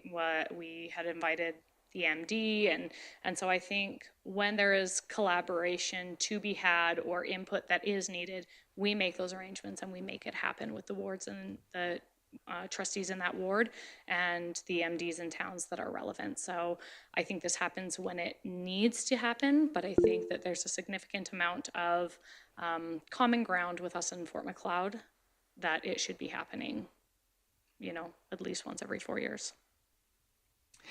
Thank you, Trustee Poitras. We have Trustee Long and then Trustee Gimber. Yeah, I'm still thinking along the same lines I was originally, in that the meeting with the Fort Macleod is kind of an initiation to meeting with council. And without doing that, I don't know what I would bring up and discuss with the Ward 2, Reeve, or Municipal Council. So I still see the first motion as a learning experience. And then if that's all positive, then we have motions after that to meet with further Reeves, mayors and such. So I would vote against the second motion and vote for the first one. Thank you, Trustee Long. Trustee Gimber. Thank you. So in my opinion, if we're going to put something on the books, and it's actually the complete same argument that Trustee Poitras just had, if we're going to put something on the books, we should have it on the books for all of the towns and the MDs. If we needed to, like, if we have to strike a committee, we have been doing that. So if we're going to put something on the books, it should be there for everybody, otherwise for nobody. So I would be voting against the first one and in favor of the second one. I know we say we have 4 years to meet with all of them, so we may not have something right now, but it would leave it open for the conversations to happen with all of the other ones. Yeah, that's it. Thank you, Trustee Kimber. Trustee Toon? I think it's already all been said. I would request to call the question. I think we're going to talk about meeting longer than we're going to actually meet with these groups if we continue on. Thank you. Questions have been called. Debatable. Well, we're going to have to do on both of them. Is there a specific order that they have to be voted on? So the first motion that was made by Trustee Poitras. And that's the top one right there, Nikki. Okay. That the school board chair reach out to the mayor of Fort Macleod to arrange a meeting between LRSD Board of Trustees and Fort Macleod Town Council to meet and discuss common goals, challenges, and potential areas of collaboration. I'm going to call for any opposed. It's carried. Moving on to the subsequent motion, that the school board chair reach out to the Mayor Reeves of MDs to arrange a meeting between LRSD Board of Trustees and councils to meet and discuss common goals, challenges, and potential areas of collaboration once every 4 years. Again. Point of order, Madam Chair. The subsequent motion is only up for approval if the first one is defeated. If the first one is carried, then the second one does not. Okay, sorry, I thought they were both. No, they're both debatable at the same time. But then they can only. You have to have the first original motion fail my for the misunderstanding. second one to come up for a vote. Okay. Thank you, Trustee Toon, for that clarity, my misunderstanding on that. And so the subsequent motion is no longer viable, so the first motion stands. All right, moving on to, okay, now where are we? Yeah. Okay, moving on to E5, ASCA School Council membership fee. ASCA membership fees cover access to the ASCA website and resources, resolutions passed at the annual AGMs and have been used as advocacy points with the government. ASCA membership fees have been paid by LRSD automatically without request by the individual school councils. In recent years, membership and parental voice at ASCA has declined, and it may no longer be representative of public. 3 years ago, funding to ASCA was reduced with these dollars redirected directly to the individual school councils for use for parental engagement. The ASCA grant provides each school council with autonomy to address their unique needs. There is no doubt membership with ASCA has changed over the years. This year, at their AGM, they voted to increase their membership fees. In these times of tight budget constraints, the blanket payment of ASCA membership fees for school council is no longer fiscally responsible. It is recommended that that the school council ASCA membership fees are no longer paid automatically. Rather, when the ASCA membership renewal notice arrives for the 2024-2025 and going forward, the fees will be paid upon written request by each individual school council chair. And just for clarity, ASCA is Alberta School Councils Association. That motion is made by Trustee Gimber. Would you like to speak to it? Sure, thank you very much, Chair. I think the preamble says a lot of what is in there. The ASCA membership has, and honestly, their advocacy ability has changed significantly over the past few years. And at a time where we're looking for fiscal responsibility, this is a spot where I think we can leave it up to the individual school councils whether they want to be members of ASCA or not. I will say that this year, out of our 16 schools, oh my gosh, my math is wrong right now. But anyway, out of all of the schools that we have, only 4 of them actually submitted votes for the resolutions. So they're, just from that alone, it appears that they are not valuing ASCA. They can advocate in other ways. They can write their own individual letters to the ministers, the MLAs, the MPs, whoever, if they choose. So I think it's good to leave it up to them to choose how they want to do it. Thank you, Trustee Gimber. Trustee Tarchin has her hand up, and then Trustee Poitras. Oh, and two. I would like to thank Trustee Gimber for bringing this forward, obviously from fiscal perspective, but as after being a principal in schools for a long time and not having people interested in moving forward in this, or using ASCA to the benefit it could be, was, I think, it really just makes sense to make it a school choice. So thank you to Trustee Gimber for recognizing that. Thank you, Trustee Toon. Yeah, I'll echo, excuse me, Trustee Charchin's comments. I think that this is a great way for us to support our school councils in ways that they find value in. I would propose an amendment, though, that the Board of Trustees develops a process and usage policy to have the budgeted amount of the fees go to the school council who do not join ASCA. I think it's important that if they're not accessing those resources, they're not finding value in those, that we still support school councils. And so it wouldn't be a nominal amount. We're already budgeted for that amount. It wouldn't be a huge amount of dollars, but we would allow school councils to do that. But similar to the grant that the government gives, there's certain criteria on what they can use that for. And so I think that would be well received by our school councils, but I'll send the exact wording to Nikki so she can put that up. Okay, perfect. We'll just pause until Nikki gets the correct wording on the amendment. Sorry, I was next in line to speak, but I just wanted to say that my question was actually to ask Trustee Gimber if that was her intent, that those dollars, if not used for ASCA, then be redirected back in. So you can take me off the list. Okay. And if that was her intent, then I don't think it changes the intent of the motion. So just curious if that was indeed your intent, Trustee Gimber. That was not my initial intent on the motion. I actually didn't have a place to put those funds, except maybe back in the classrooms.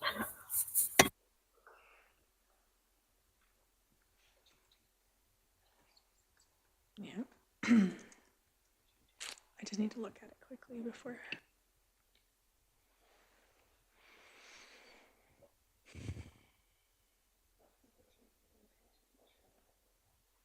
I can speak to that if you like. Trustee Toon, we're just wondering, we're just debating Yeah. whether that changes the intent. I don't so I'll let you think it speak. changes the intent because it didn't specifically say where those dollars went. It just says that they won't be, it's an opt-in process for ASCA fees to be paid, that we're not saying it's an opt-out. So if we don't hear back anything from a school division or school council, that they're not having those fees paid. But I think that this, yeah, I'll just leave it at that. Okay. Trustee Gimber, were you wanting to speak to your motion and whether you felt it changes your intent? Yeah, I'll speak to the intent piece of it. I think that the intent behind the motion is to give the school councils the choice of whether they want to be members of ASCA or not. So it has nothing to do with where where that money is going to go after. So I don't think it changes the intent of my motion. Okay, so sorry, you didn't think it changed the intent. Okay. I just wasn't sure if I heard that correctly. All right, I'm just waiting for the motion so we can just reread it for everyone. Yeah.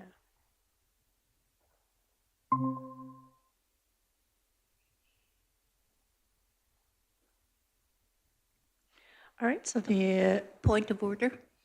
A point of information, I should say, I'm sorry. I don't know, maybe I'm reading this wrong, but if you look at the last part, it says the fees will only be paid upon written request by each individual school council chair. It sounds like the school council chairs are paying the fees. At least that's the way I'm reading it. I know there is a comma in there, but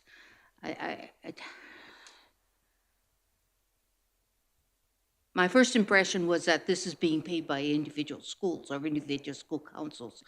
No, it's paid by Livingston Range. Yeah. And then, so by written request from the school councils, we will then just pay their membership fee. Yeah, as I said, it was just, just the way it's worded. Okay, Thank you. but we have an amendment on the floor here too, so we need to make sure that we have this correctly here first. So, okay, do you need to speak to it prior to me reading the amendment? Or did you, was it just a clarity piece that you wanted? Okay. Yeah. No, that's what I'm seeking. Okay, yeah. To make it more clear while we're doing an amendment, let's just make sure that it's clear for everybody's understanding. Sure. So Clara, if it read, and going forward, the fees will only be paid upon written request from each individual school chair. Okay. Would that make that clear for you? Okay, thank you. All right. Yeah. Nope, it's okay. It's the very last line. Says request, comma, by each. You just want to take out the comma and put from. Request from each individual school chair. Just strike out by, yep.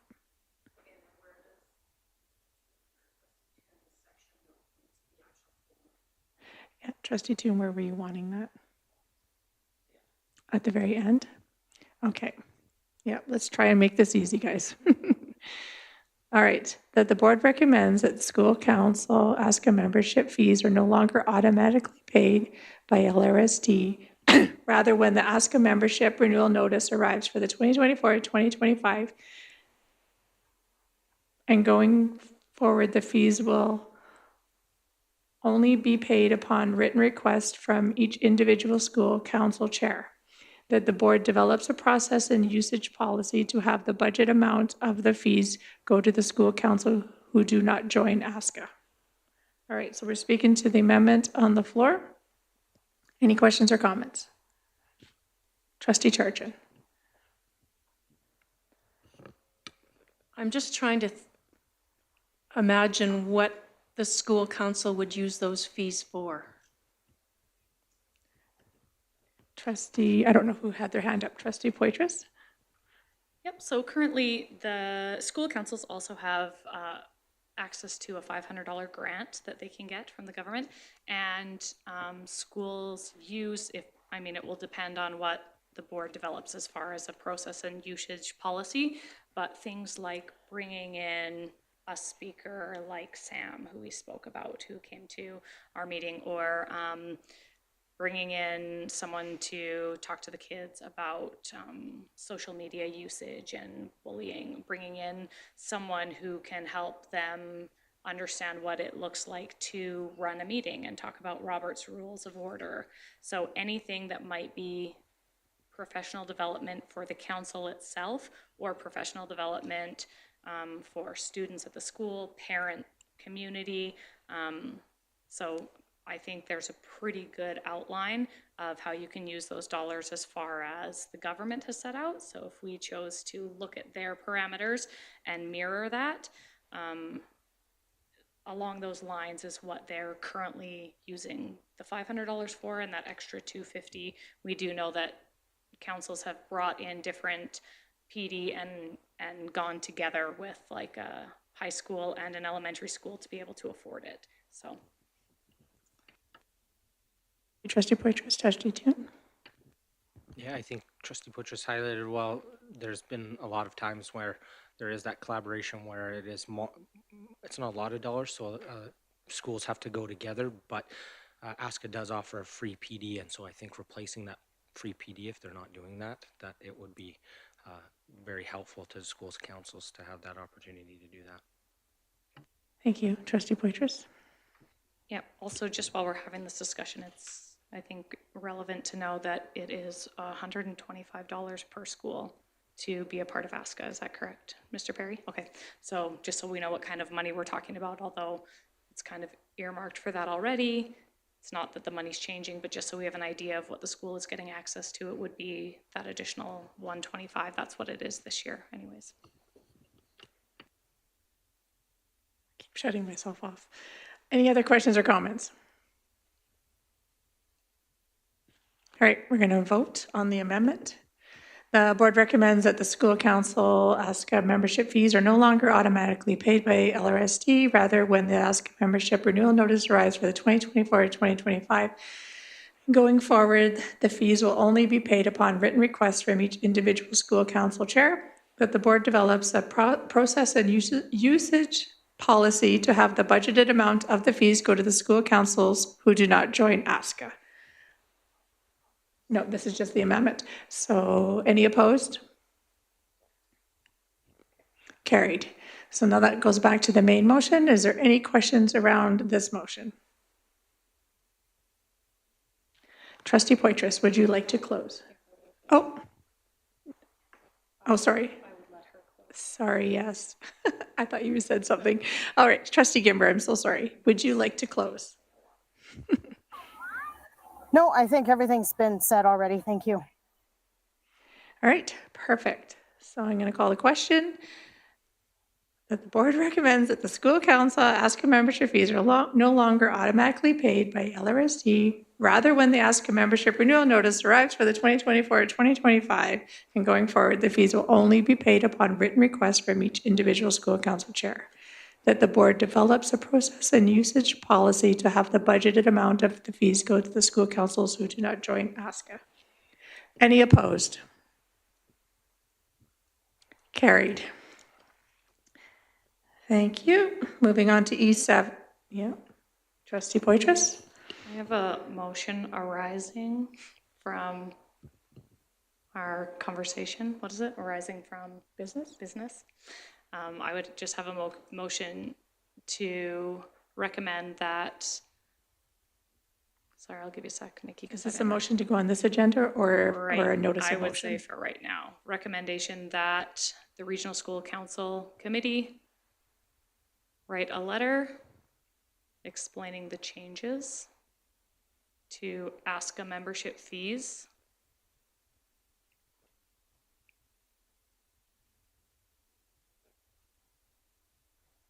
School council chairs. Explaining the changes to membership fees.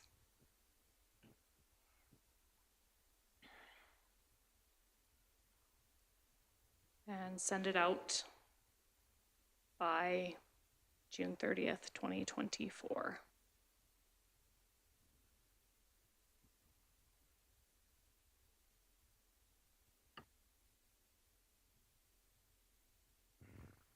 Perfect, thank you.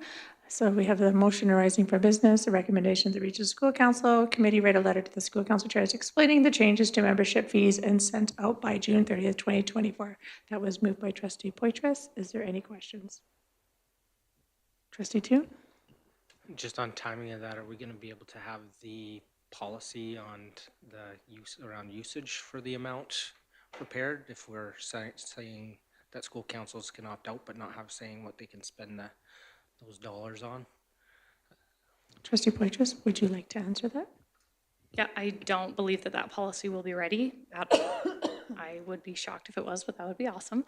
But I don't think that policy needs to be in place for this letter to go out. I would just hate for any of our school councils to assume that they are once again members of ASCA and get to the fall and have a new council and all of a sudden it's November and they're not a member. I think if that letter is written and saying, the dollars will be available, there is going to be a process and usage policy coming forward, which we will send out to you when it becomes available. But I do think it's important that we make them aware of this change as soon as possible. Thank you. Trustee Gamber?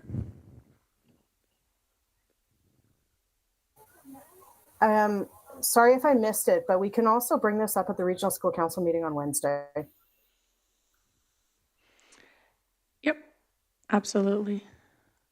I still think it's really important to have a letter going out to all school council chairs, just in case somebody doesn't make it to the regional school council. But that's a great point. Thank you, Trustee Gimber. Any other comments, questions? All right, seeing none, recommendation that the Regional School Council Committee write a letter to the school council chairs explaining the changes to membership fees and send out by June 30th, 2024. Any opposed? Carried. Thank you. All right, moving on to E7, personal communication devices, board policy, post-meeting discussion. What about E6? Sorry. Oh, I'm so sorry. Yep, I put a check mark beside it, but I don't know. Yeah, let's go to E6 then. E6, Rural Caucus attendance. Trustee Yegas will discuss with the Board of Trustees regarding attending the Rural Caucus meeting on June 2nd, 2024. Recommendation that the Board of Trustees approve that all trustees attend the Rural Caucus meeting on June 2nd, 2024 at the ASBA Spring General Meeting. Trustee Yegas has made that motion. Would you like to speak to it? Yeah, I would like just to say that seeing that our chair, I think they're called the chair, is now one of our trustees of Rural Caucus. I think it's important that we all attend at this point, that for this one, and one, to give support, and secondly, for everyone to be able to understand what is going on with Rural Caucus. So that's. Thank you, Trustee Yegas. Any questions or comments? I think it's good to note, sorry, Trustee, good to note too, that we will all already be up in Calgary at the SGM, and so there's no extra cost for travel or anything like that. So I just wanted to clarify a point on that. Trustee Poitras?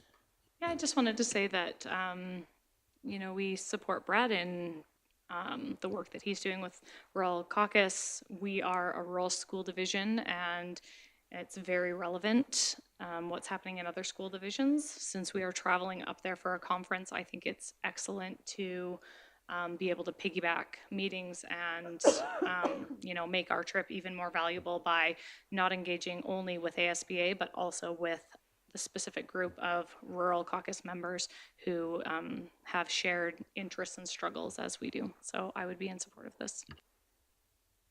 Thank you. Any other questions or comments? Trustee Toon? Just want to thank the board for their continued, support for Rural Caucus. I think that it's going to be a really good, productive meeting. We're going to have a presentation from a former superintendent on how boards can work with superintendents to support students, so it should be a really valuable meeting. Thank you. Trustee Long? Yeah, while we're on Rural Caucus, is it confirmed that our meeting is going to be in the West End? So when we walk in the door, we'll yeah, thank you. And it's 12 o'clock. It's somewhere on the agenda there. I just want to also state that we did receive an email from Nikki stating that we need to know numbers. And so just a show of hands probably would help to send the numbers in so that they can plan the room accordingly. Yeah, I'm just, for future, who's ever going to attend, if this passes, then yes. Trustee Toon, did you want to speak to the time, or were you not? It's just, we were originally 1 to 3, and then they asked us to go a little bit earlier so that we could be done, because ASBA has a meeting at 3.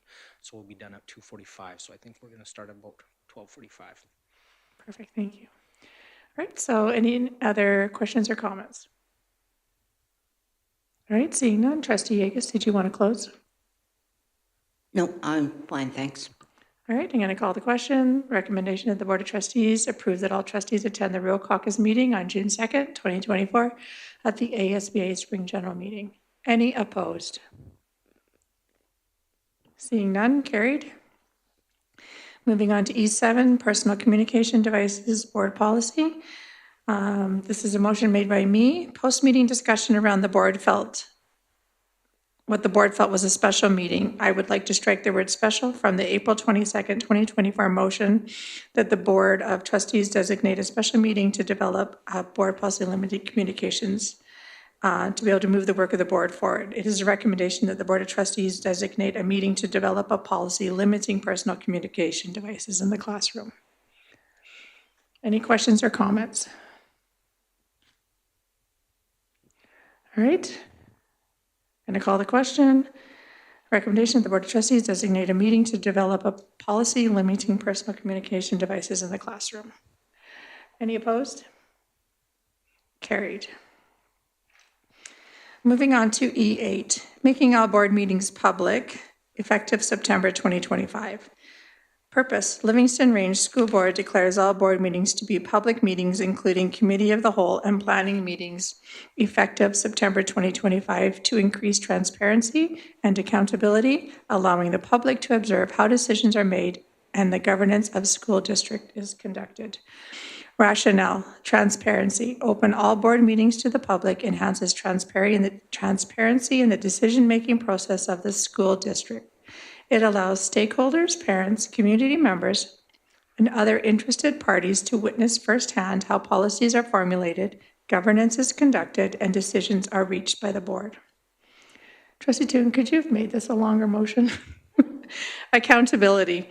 Making all board meetings public promotes accountability among board members and administration, as they are held to a higher level of scrutiny by the public, by allowing observers to see the discussion, debates, and decisions taking place during meetings. The board members are more likely to act within integrity and the best interest of the community they serve. Engagement, community engagement. Providing the opportunity for the public to attend board meetings fosters greater community engagement and involvement in the education system. It encourages a sense of ownership and investment in the decisions made by the board, as community members are able to witness democratic processes in action. Trust and credibility. Opening up all board meetings to the public builds trust and credibility in the school district's governance practices. By being transparent and inviting public participation, the board demonstrates a commitment to ethical conduct, fair decision-making, and openness in its operations. This still allows for sensitive matters such as land, legal, and labor to be addressed in camera, and at the same time ensuring all debate and discussions take place in public, which at this time currently is not the case. Effective September 2025, all board meetings of the Livingstone Range School Board will be public meetings, and members of the public are welcome to attend and observe the proceedings or watch at a later date recordings. This motion is intended to promote transparency, accountability, community engagement, and trust within the school division's governance practices. It is the recommendation that the Livingstone Range School Board declares all committees of the whole, planning meetings, and regular board meetings to be public meetings effective September 2025 to increase transparency and accountability, allowing the public to observe how decisions are made and governance of the school division is conducted. Trustee Toon has made that motion. Would you like to speak to it? Thank you, Madam Chair. I would start with an amendment, and I'd apologize with the length of this. You think I would have got it right because it's in there 3 times, but the intent was for this motion and the subsequent motion after to be September 2024. So I would ask that the board entertain that as an amendment, because I don't know how I could mess it up so many times consistently. Then the intent was for the 2024-25 school year, but when I transferred it over from working on my phone on the tractor to the submission, it didn't get translated. I apologize. I know. All right. So Trustee Toon has made an amendment to his own motion. Can we just vote on that right now and just see if that's an amendment that, so he wants to change it to the 2024, not 2025? Is there any opposed to that? Okay, seeing none, we'll allow that 2024 to be supplemented in there, please. I think I appreciate the grace of the board in entertaining that amendment. I think the biggest piece to this, and I apologize to the chair for the long-winded background, but I thought it was important to provide rationale subsequent to this. It's about transparency. There are other boards that run under this model where all the meetings are done, and there's a reason why in public, and there's a reason why we don't have 4 or 5 members of our board on a committee, because then decisions are made and they're just rubber stamped when we get to public meetings. And that's sometimes what it feels like when we're in committee of the whole. They're great meetings, there's good discussion, but it's hard to not have that go into debate and decision making. It's just our natural nature to progress along the work. So I don't think that this is a deterrent to the work that we're doing. I think it provides increased transparency and accountability to stakeholders. And I don't think there'd be a single person that you'd meet on the street and say, hey, should all our meetings be public, when the whole board is meeting together with the listed types of meetings there? Everybody's going to say, yes, that totally makes sense. So to me, as a trustee, it's been something that I've struggled with on my decade on the board, that there's some great things that are happening. And then I think the public struggles to find how decisions are made when the public portion of that is such a small amount of time compared to the intense work that administration does in presenting it to us, and the amount of great discussion that the board has. So moving that all into public, I think, is just a huge benefit to the board, and that it's not going to hamper the work. We still have the ability to move into camera at any time, so those sensitive things such as land, legal, and labor are still respected, and that we can keep things in confidence. That is our duty as trustees. So I'd ask that the board support this motion going forward. Thank you, Trustee Toon. Trustee Poitras? Thank you, Trustee Toon. I appreciate you bringing this forward. I just want to say right off the bat, I disagree with thinking that there's no public member that you could walk up to and be like, shouldn't we make all of our meetings public? I've heard from multiple people who have gone and watched portions of our board meetings who have said, your meetings are so long. I had to like go 2 hours in before I found the little part I wanted to even see. So I don't necessarily agree with the fact that everyone would think that this is a great idea. But then I also just wanted to share a quote that I saw recently as we start this conversation, because I think that this is so important, that transparency doesn't mean sharing every detail. Transparency means providing the context for the decisions that we make. So I think it's really important, as Trustee Toon said, to be transparent, and that this is in the spirit of transparency. For me personally, I feel like it's really important when we come to our board meetings and we're making big decisions that we ask the right questions, that we share all the information we have individually as trustees, so every trustee has all the information and can ask the questions to make the decision. And that's how we're transparent. I don't believe that transparency means inviting everyone to every time that this group sits together as a whole, including our self-evaluation, every meeting of the whole, where sometimes we're out in schools. I won't go into all of it, but for me, I don't believe that this needs to happen for us to be a transparent board. I feel like transparency is sharing why we made those decisions, and this motion will just be sharing every detail, every thought that we had, everything we considered possibly looking into one day can all of a sudden be headline news because in a meeting of the whole, Trustee Poitras asked, have we ever thought about wearing uniforms? Nope, never, we move on, but now that can be in the news. So for me, this doesn't reflect on being more transparent, and that's why I would not be in favor of this motion. Thank you. Thank you, Trustee Poitras. We have Trustee Yegas and then Trustee Toon. Thank you. I agree with Trustee Poitras. I think one of the things that we have to look at what a planning meeting is, and we should be looking, looking at the process of a planning meeting. It's to gather information, and we can asking the staff for information, and looking at what we can be putting on the agenda to help make the agenda. This is not for debate. We know that. We cannot vote and do motions, I should say, at a planning meeting. So it is a process that we are using in order to get the information so that we can make good decisions at our board meeting. I think one of the things is that we also have to look at, if we leave everything to the board meeting or that, they could be very long meetings. And I also agree that most people do not want to listen to, or will not be listening. I'm just making a general comment here, but they are long meetings. There's a lot of discussions.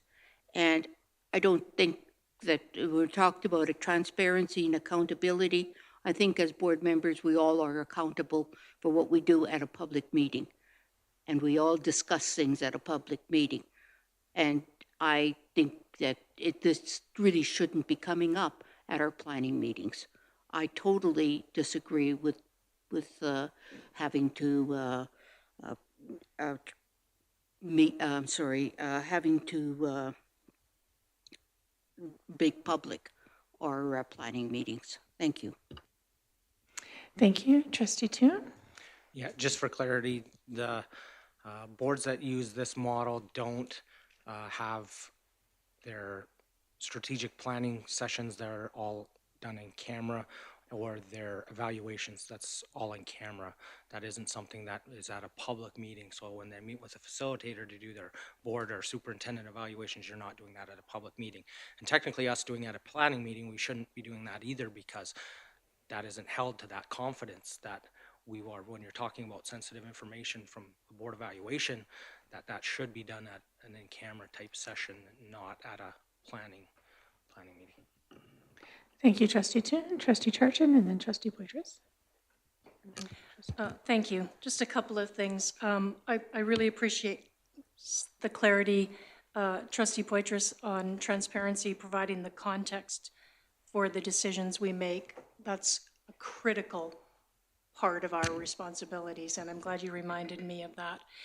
And also, Trustee Yegos, when you were talking about planning meetings are gathering information, and I think about in our recent context, or our current context of looking at personal communication devices, some of the important information was to talk to Trustee Seguin about what is happening in schools, because we are a long ways from schools, and helping that to inform us to whether we move forward with that or not. When I sat in on, observed a board meeting prior to being elected during the election, and perhaps it's just me, but I expect it's not, that when you go in camera, it has the potential to be something secretive. If I don't know that you're meeting on Wednesday, I don't even consider that. And I fear that there could become more in-camera meetings that could lead to some more questioning rather than transparency. I have nothing to back that up, but feel that that's how I would feel. I also think that as we are planning and talking about things, that somebody might tune in for a short period of time and hear that, we are moving to, we're taking all cell phones out of schools and all, I can't contact my kid, and kind of hear it the way they hear it without the whole formal picture and all of the providing the context for that we would do in public after having some planning time. So for those reasons, I would not be in favor of this motion. Thank you, Trustee Charchin. Trustee Long?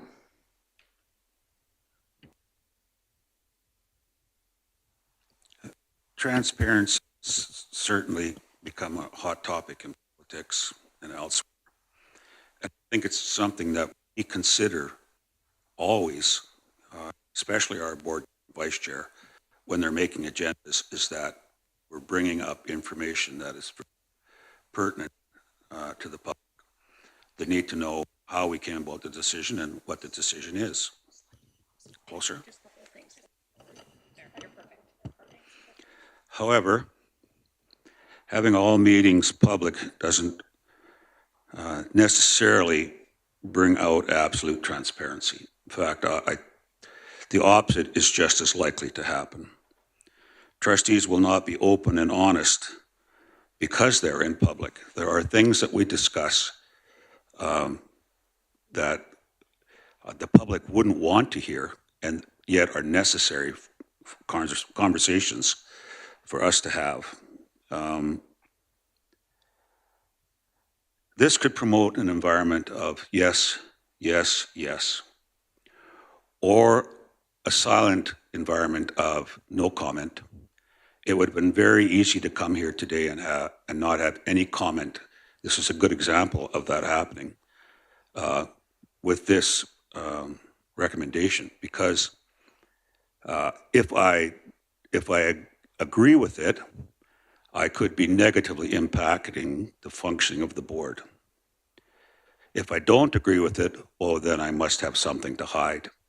So better for me not to say anything.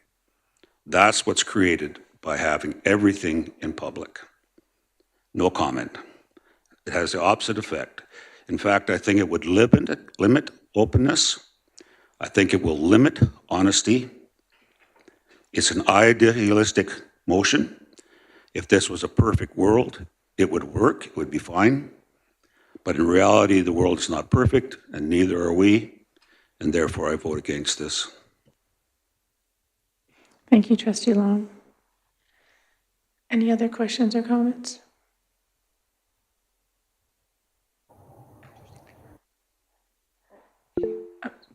Trustee Gimber? Yeah, I should probably comment on what my thoughts are. I'm really going back and forth on this one because I understand where the transparency or the desire for more information from the community is coming from. And I hear about it and I see it. And I hear the questions about how we came to certain decisions. So I can see where having the meetings, more meetings in public makes sense.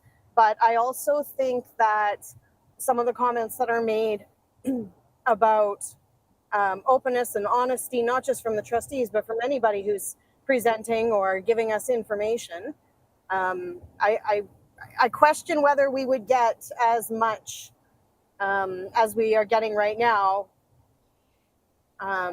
when our meetings are not public. So I don't know. I really don't know how I want to vote on this one because I'm really on the fence. I think that what this is telling me, though, when I really think about it, is that we need to do a better job of communicating what has led to the decisions that we're making. Maybe we need to share more at the actual board meetings than what we're sharing right now. Thank you, Trustee Gimber. Is there any other questions or comments? Trustee Poitras? Yeah, so I totally understand Trustee Gimber feeling on the fence about this because I in no way, shape, or form ever want to do things out of the public eye or make decisions, I suppose. I don't want to make decisions that our constituents can't understand or see where the rationale comes from, that I can't show the evidence to or, share with them. This is why we made the decision. I understand what Trustee Long is saying. I don't know that I would have said it quite the same way as like we might not be being honest but I think as a new trustee especially, and I feel like I'm still a new trustee, but especially in the first couple of years, I had a lot of what I would consider or what I thought of as stupid questions.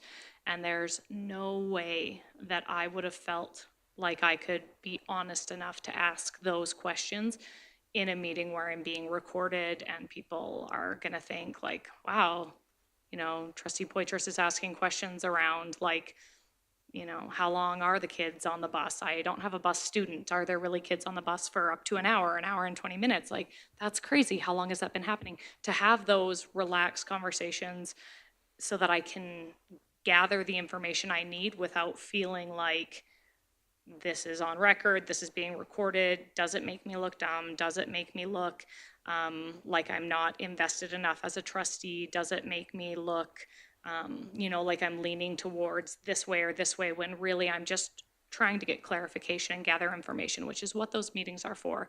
So I don't think it's that trustees aren't going to be honest. I just think there's that fear of everything is recorded, and so you are now held accountable for every single piece that you say, even if it's just to gather information and because you feel unsure, or and so that's why I don't think that this is about transparency. And it's hard because the way that this is stated and with the preamble, it makes me as a trustee feel like if I don't vote in favor of this, I'm a trustee who is not in favor of transparency and accountability, which is not the case at all.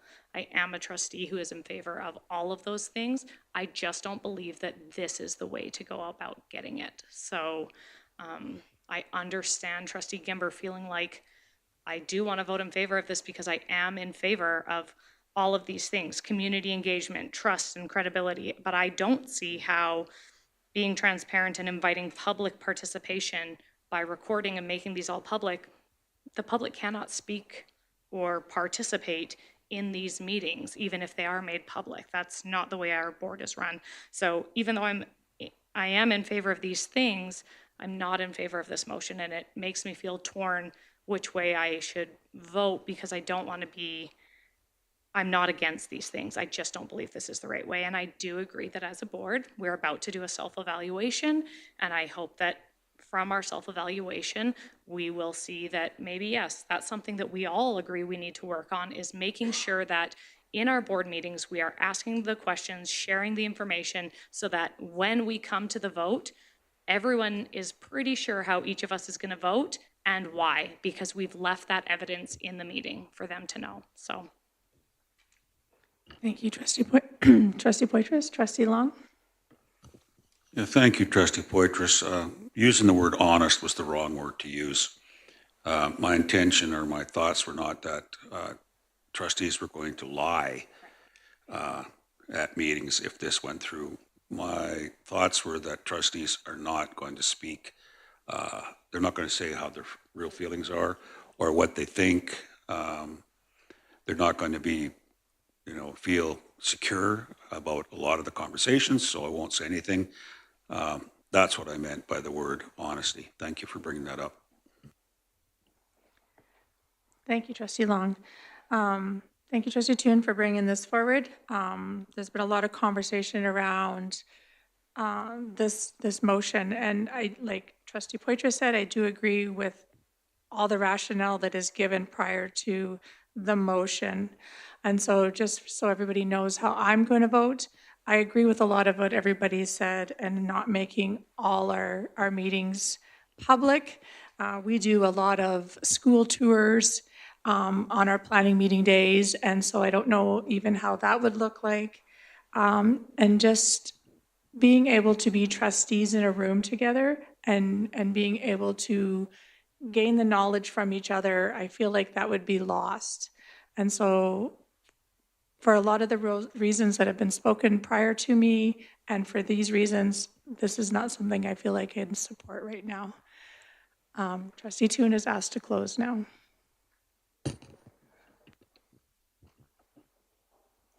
Calling the question? I would like to call a question.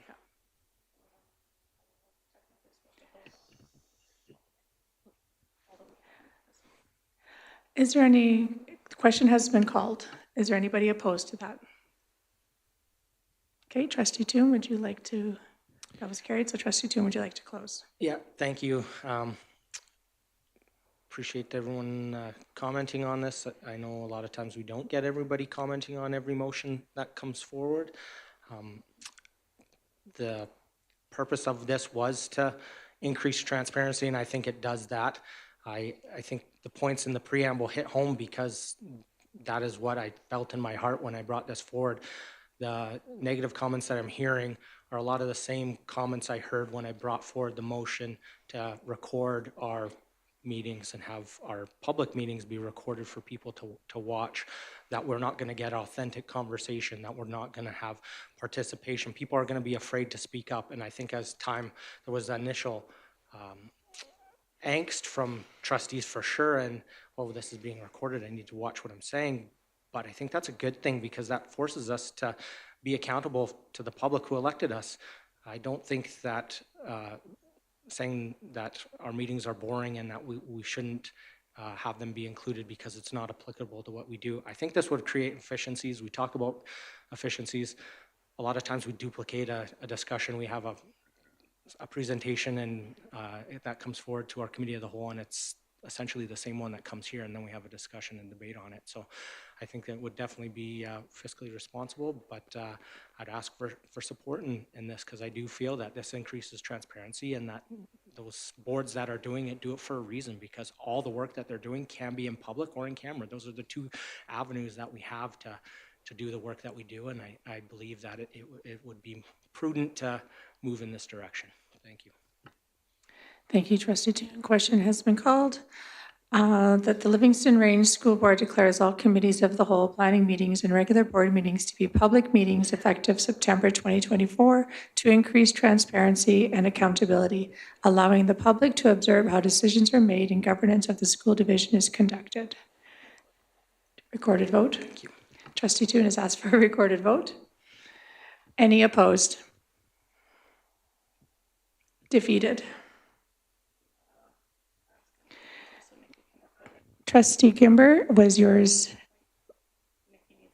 I just need to know if Trustee Gimber is also in favor or defeated or opposed, sorry. No, I'm in favor. You're in favor? Okay, so Trustee Gimber and Trustee Toon were in favor. Everyone else was opposed.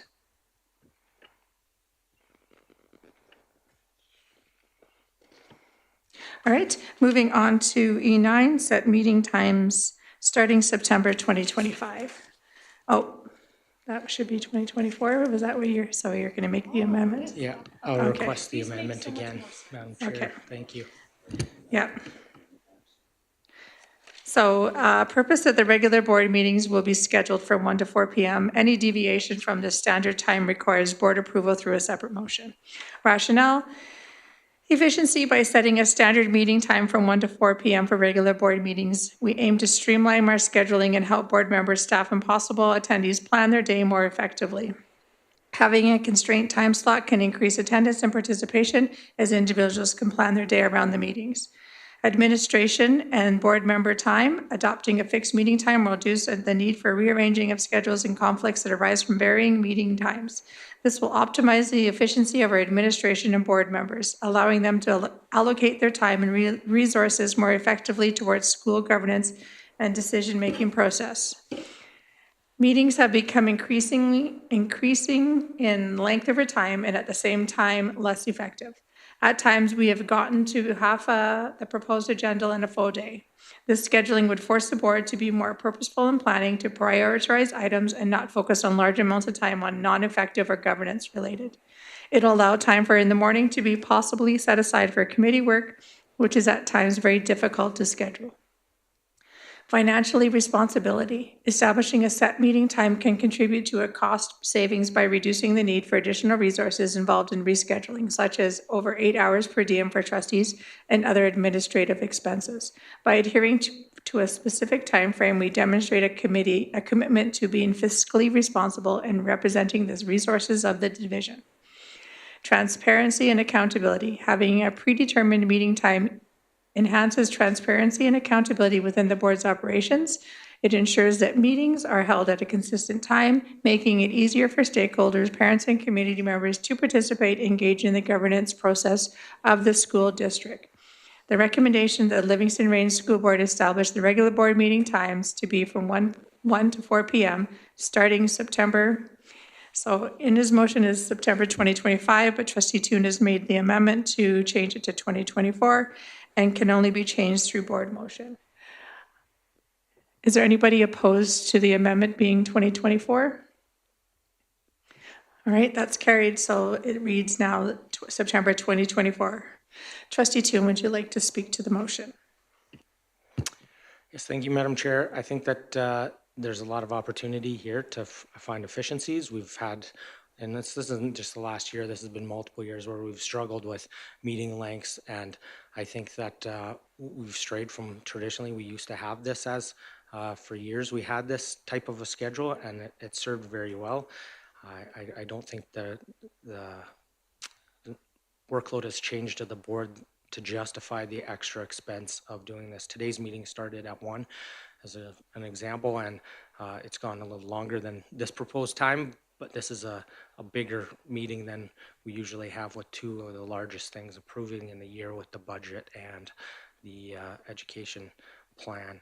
So I think that this could be huge because the cost savings, catering meals are a large expense for the board, and so that not having those would help create efficiencies that in turn, if we're not spending the dollars, it is actually going back to the division to help with classrooms and tightening budgets. Thank you. Thank you, Trustee Toon. It's now open for discussion. Any questions or comments? Trustee Yegus?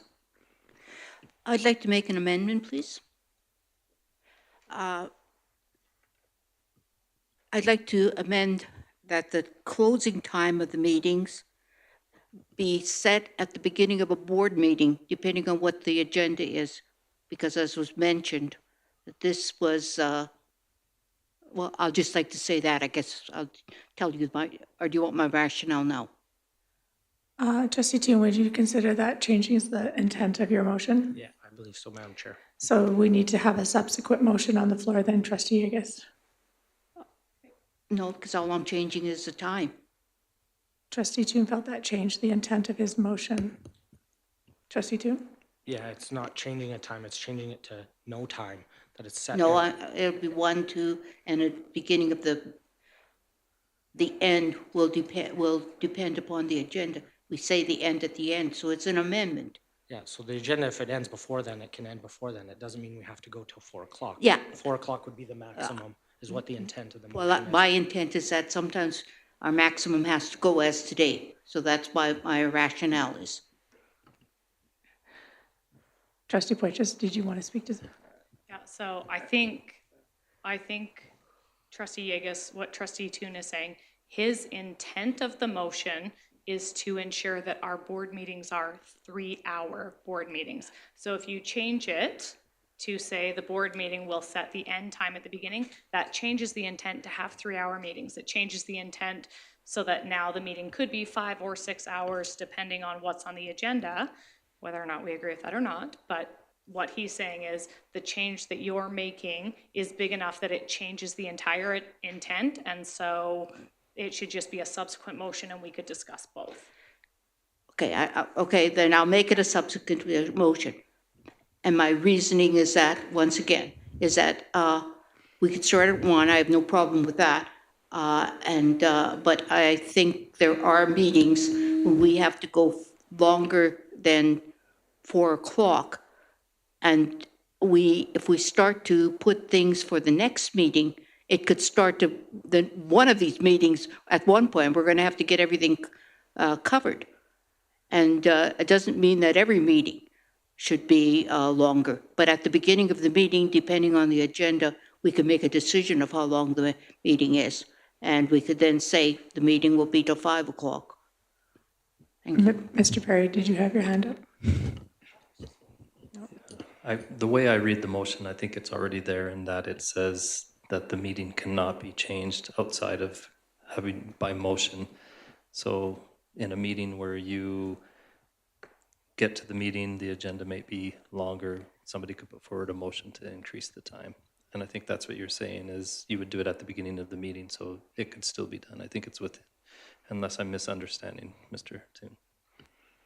Yeah, and I preferably would like to do it before the meeting because I think the complications of timing, we've had 3 or 4 trustees get up and have to leave at times because they got to the end of the meeting and we're 2 hours past when we were supposed to be done.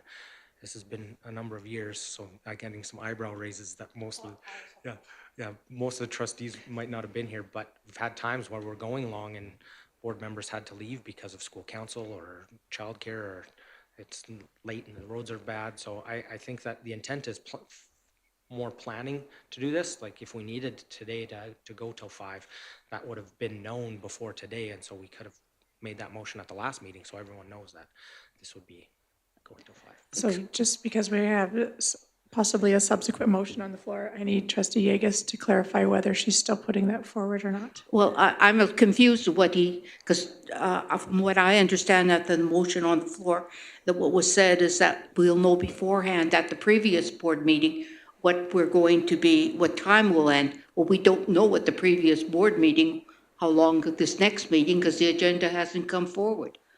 So if this means that, as was mentioned, that it only can be changed to a board motion, I guess, does the board motion mean at the beginning of the meeting that we could put it forward, that we could make it longer if the agenda is longer? Or does it mean that we have to wait till the end of the meeting and then make a motion for the next board meeting? Because that doesn't make sense.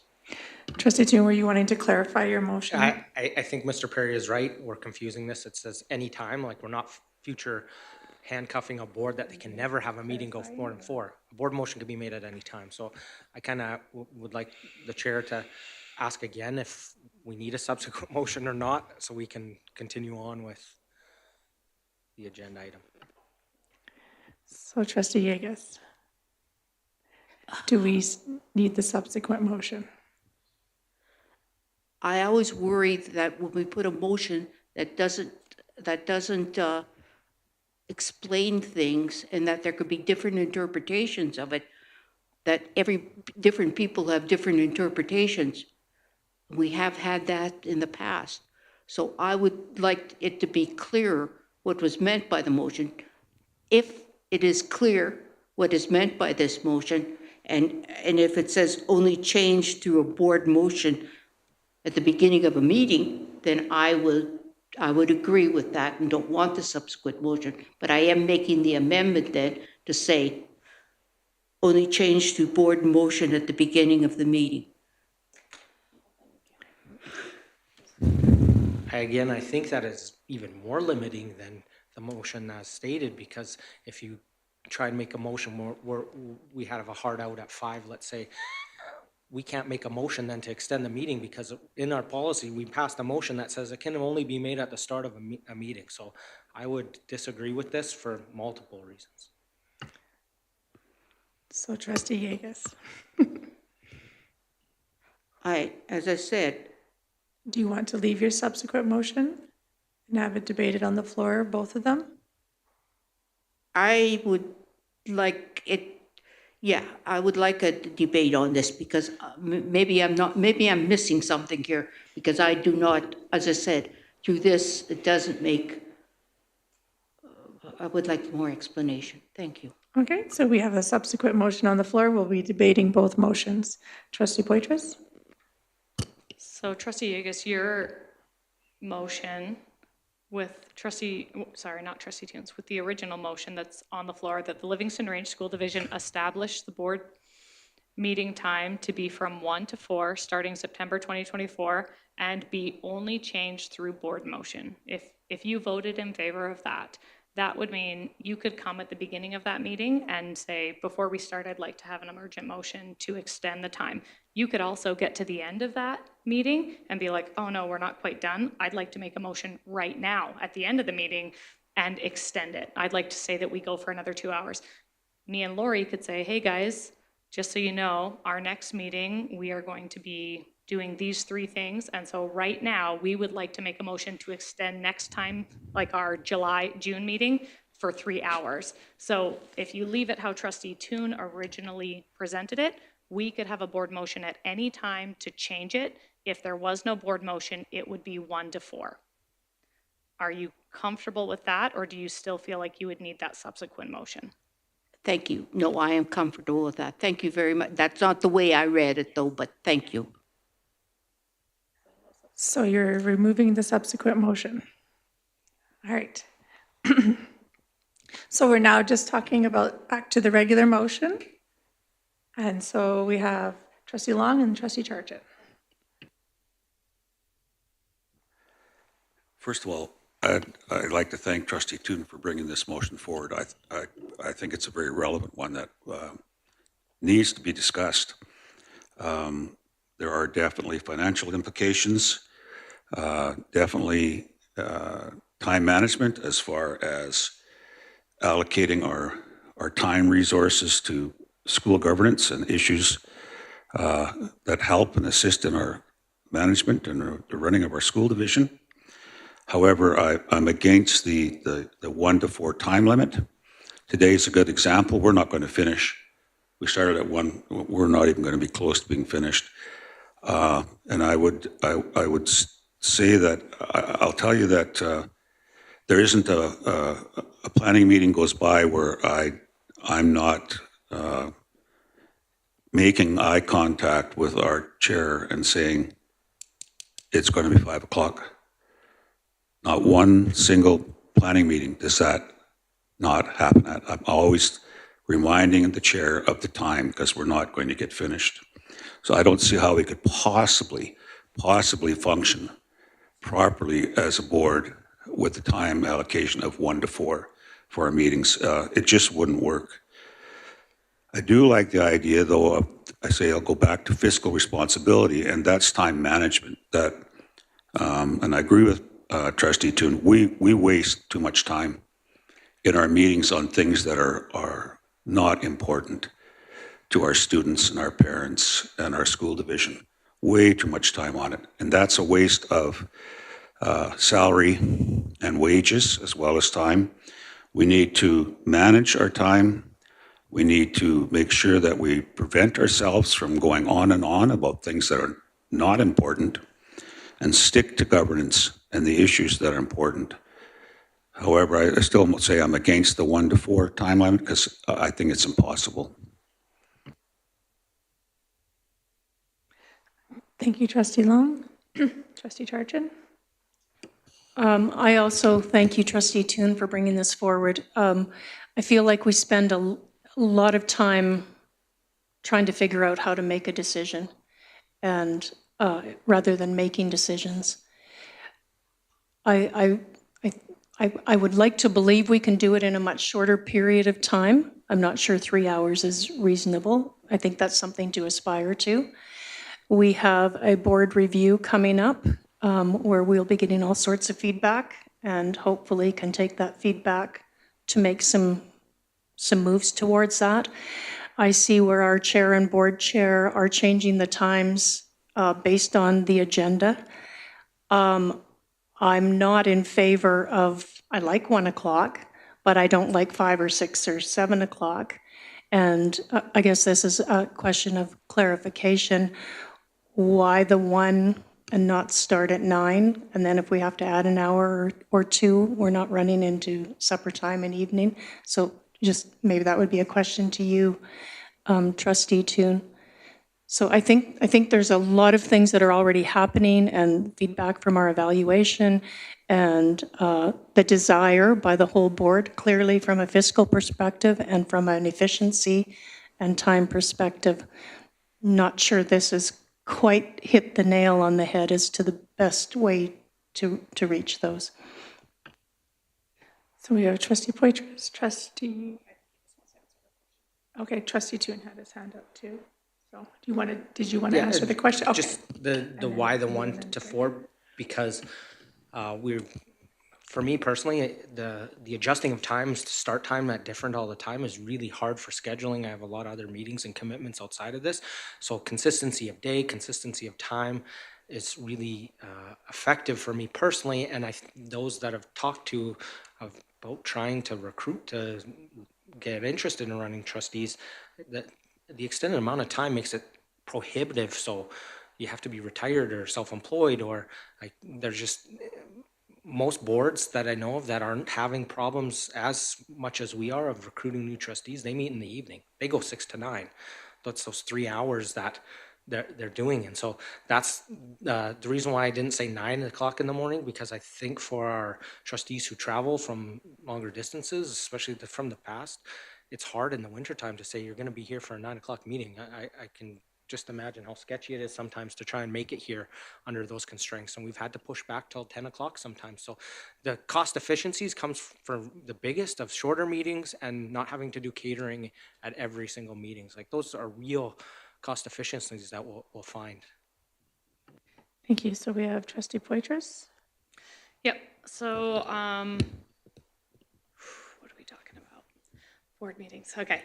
I know that we have like a hard stop because we have, our awards night tonight, and so I feel ready to vote on this, so I want to make sure that I share what my opinion, so everyone knows how I'm gonna vote.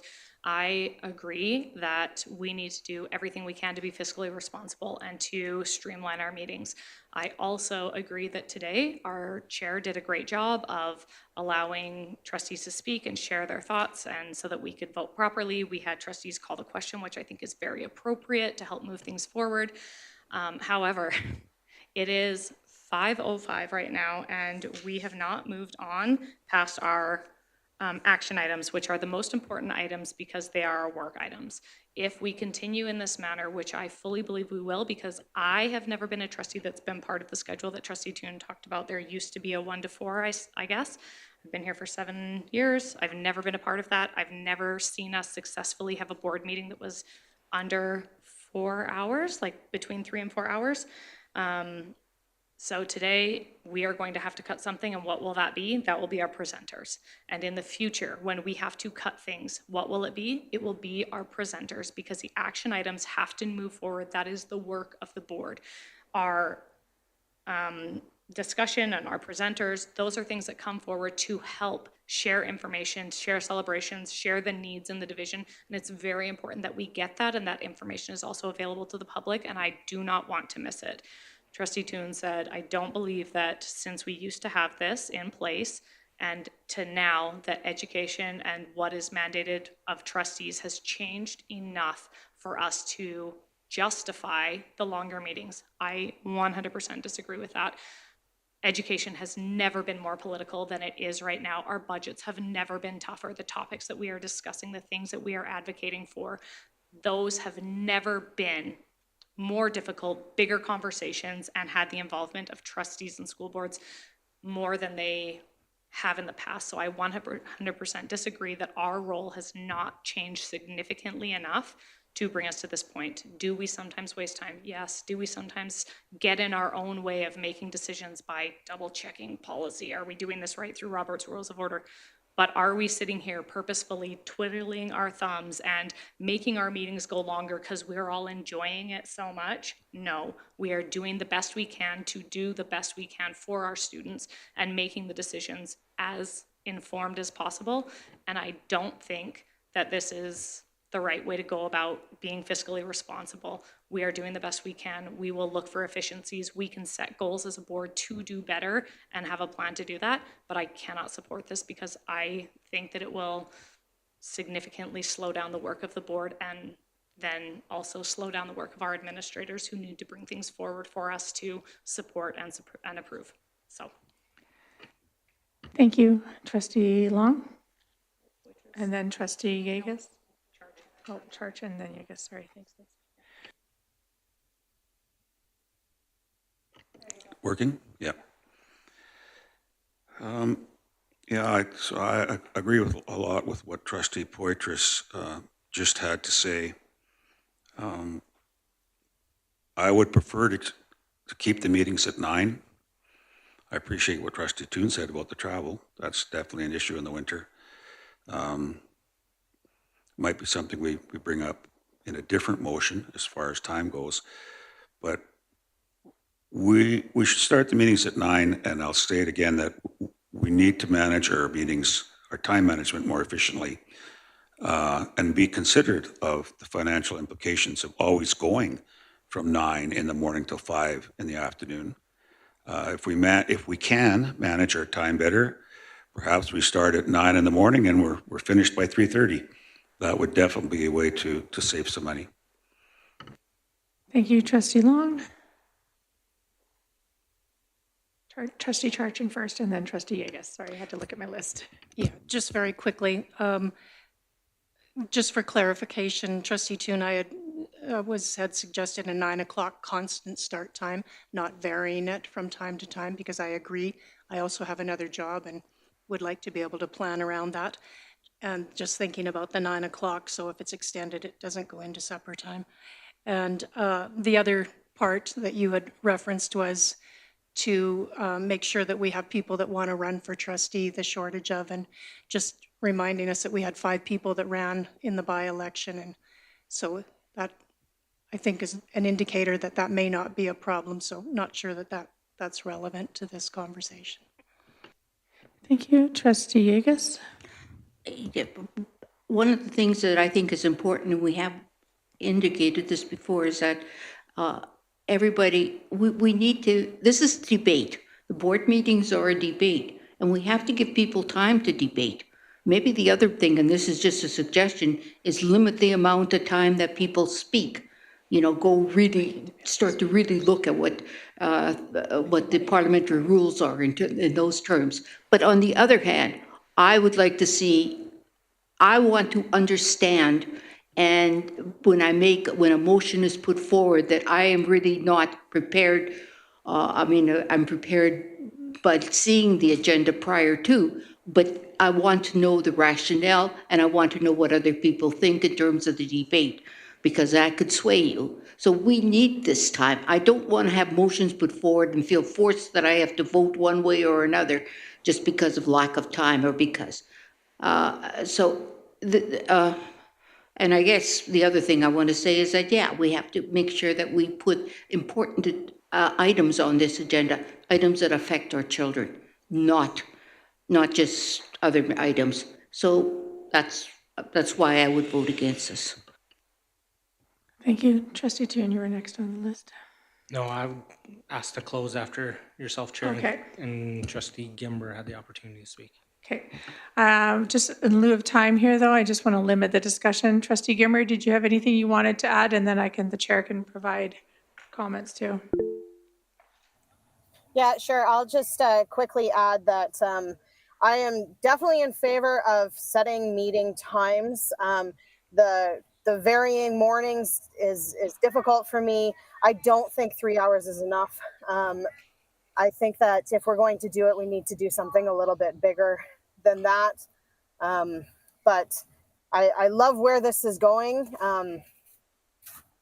When I think about the previous motion and how I was more in favor of more transparency, bringing more conversation to the actual board table, limiting it now to 3 minutes or 3 hours is kind of going against where my thought process was in the last one. So right now, I would have to vote against this unless it was opened up time-wise a bit bigger than 1 to 4.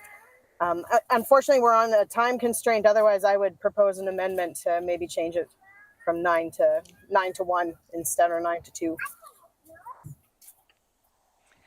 Thank you, Trustee Gimber. Just the chair's comments here. Although I agree, all-day meetings are not needed. Limiting the time could be actually detrimental. I think having more conversations around what a board meeting should look like. I've been working really hard in actually trying to streamline our board meetings and the last few months here, and adding more into our consent agenda that could be not big, huge discussion items, but just very easy ones that anyone can pull at any time. It's really hard when you're building an agenda and you don't know the motions that are coming in. You already have stuff on your agenda that you have to put in, and then you don't know how many trustees are going to add in motions. To limit a 3-hour meeting would be very hard for any board chair to plan.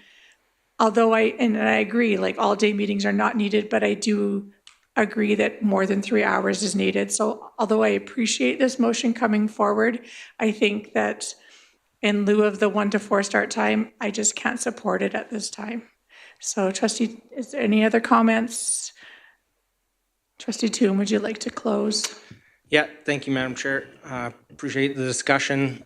Disappointed with the comments that people throwing out other possibilities, but not bringing them forward as formal amendments. I think that's the best way that we can work together. This is to start a discussion, not to say that 1 to 4 is the final, that there was numbers thrown out to start a discussion and debate, but no willingness from anybody to bring something forward to change that. Saying 3 hours isn't enough, it might not be.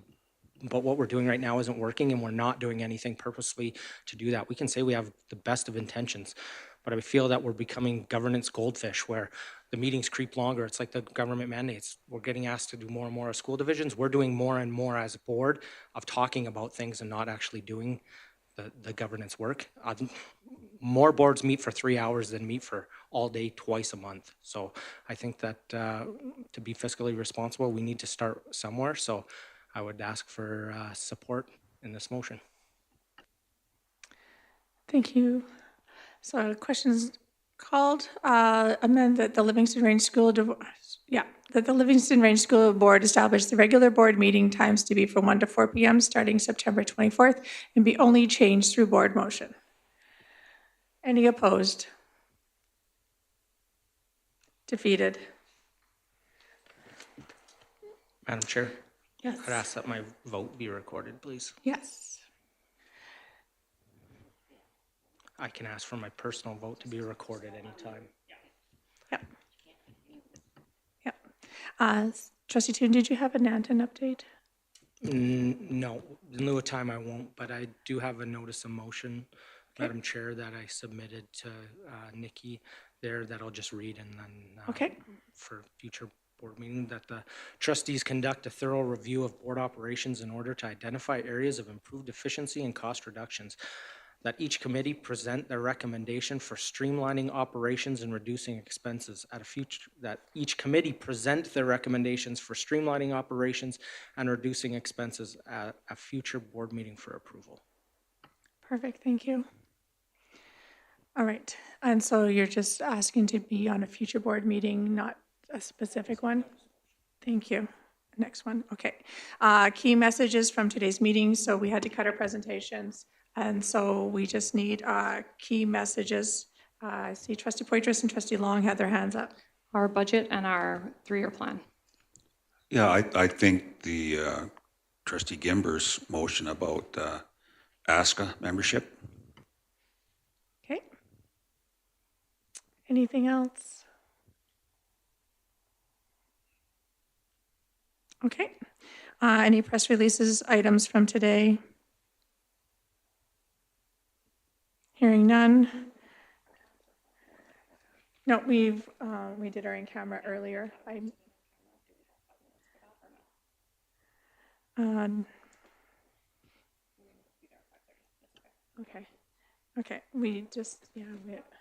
okay. So our in-camera was moved to the morning, so I just need a motion, recommendation that the Board of Trustees vote in favor of a meeting being adjourned at 5:17. Can I get someone to make that motion, please? Trustee Poitras? All right. All in favor? We don't have to vote on that?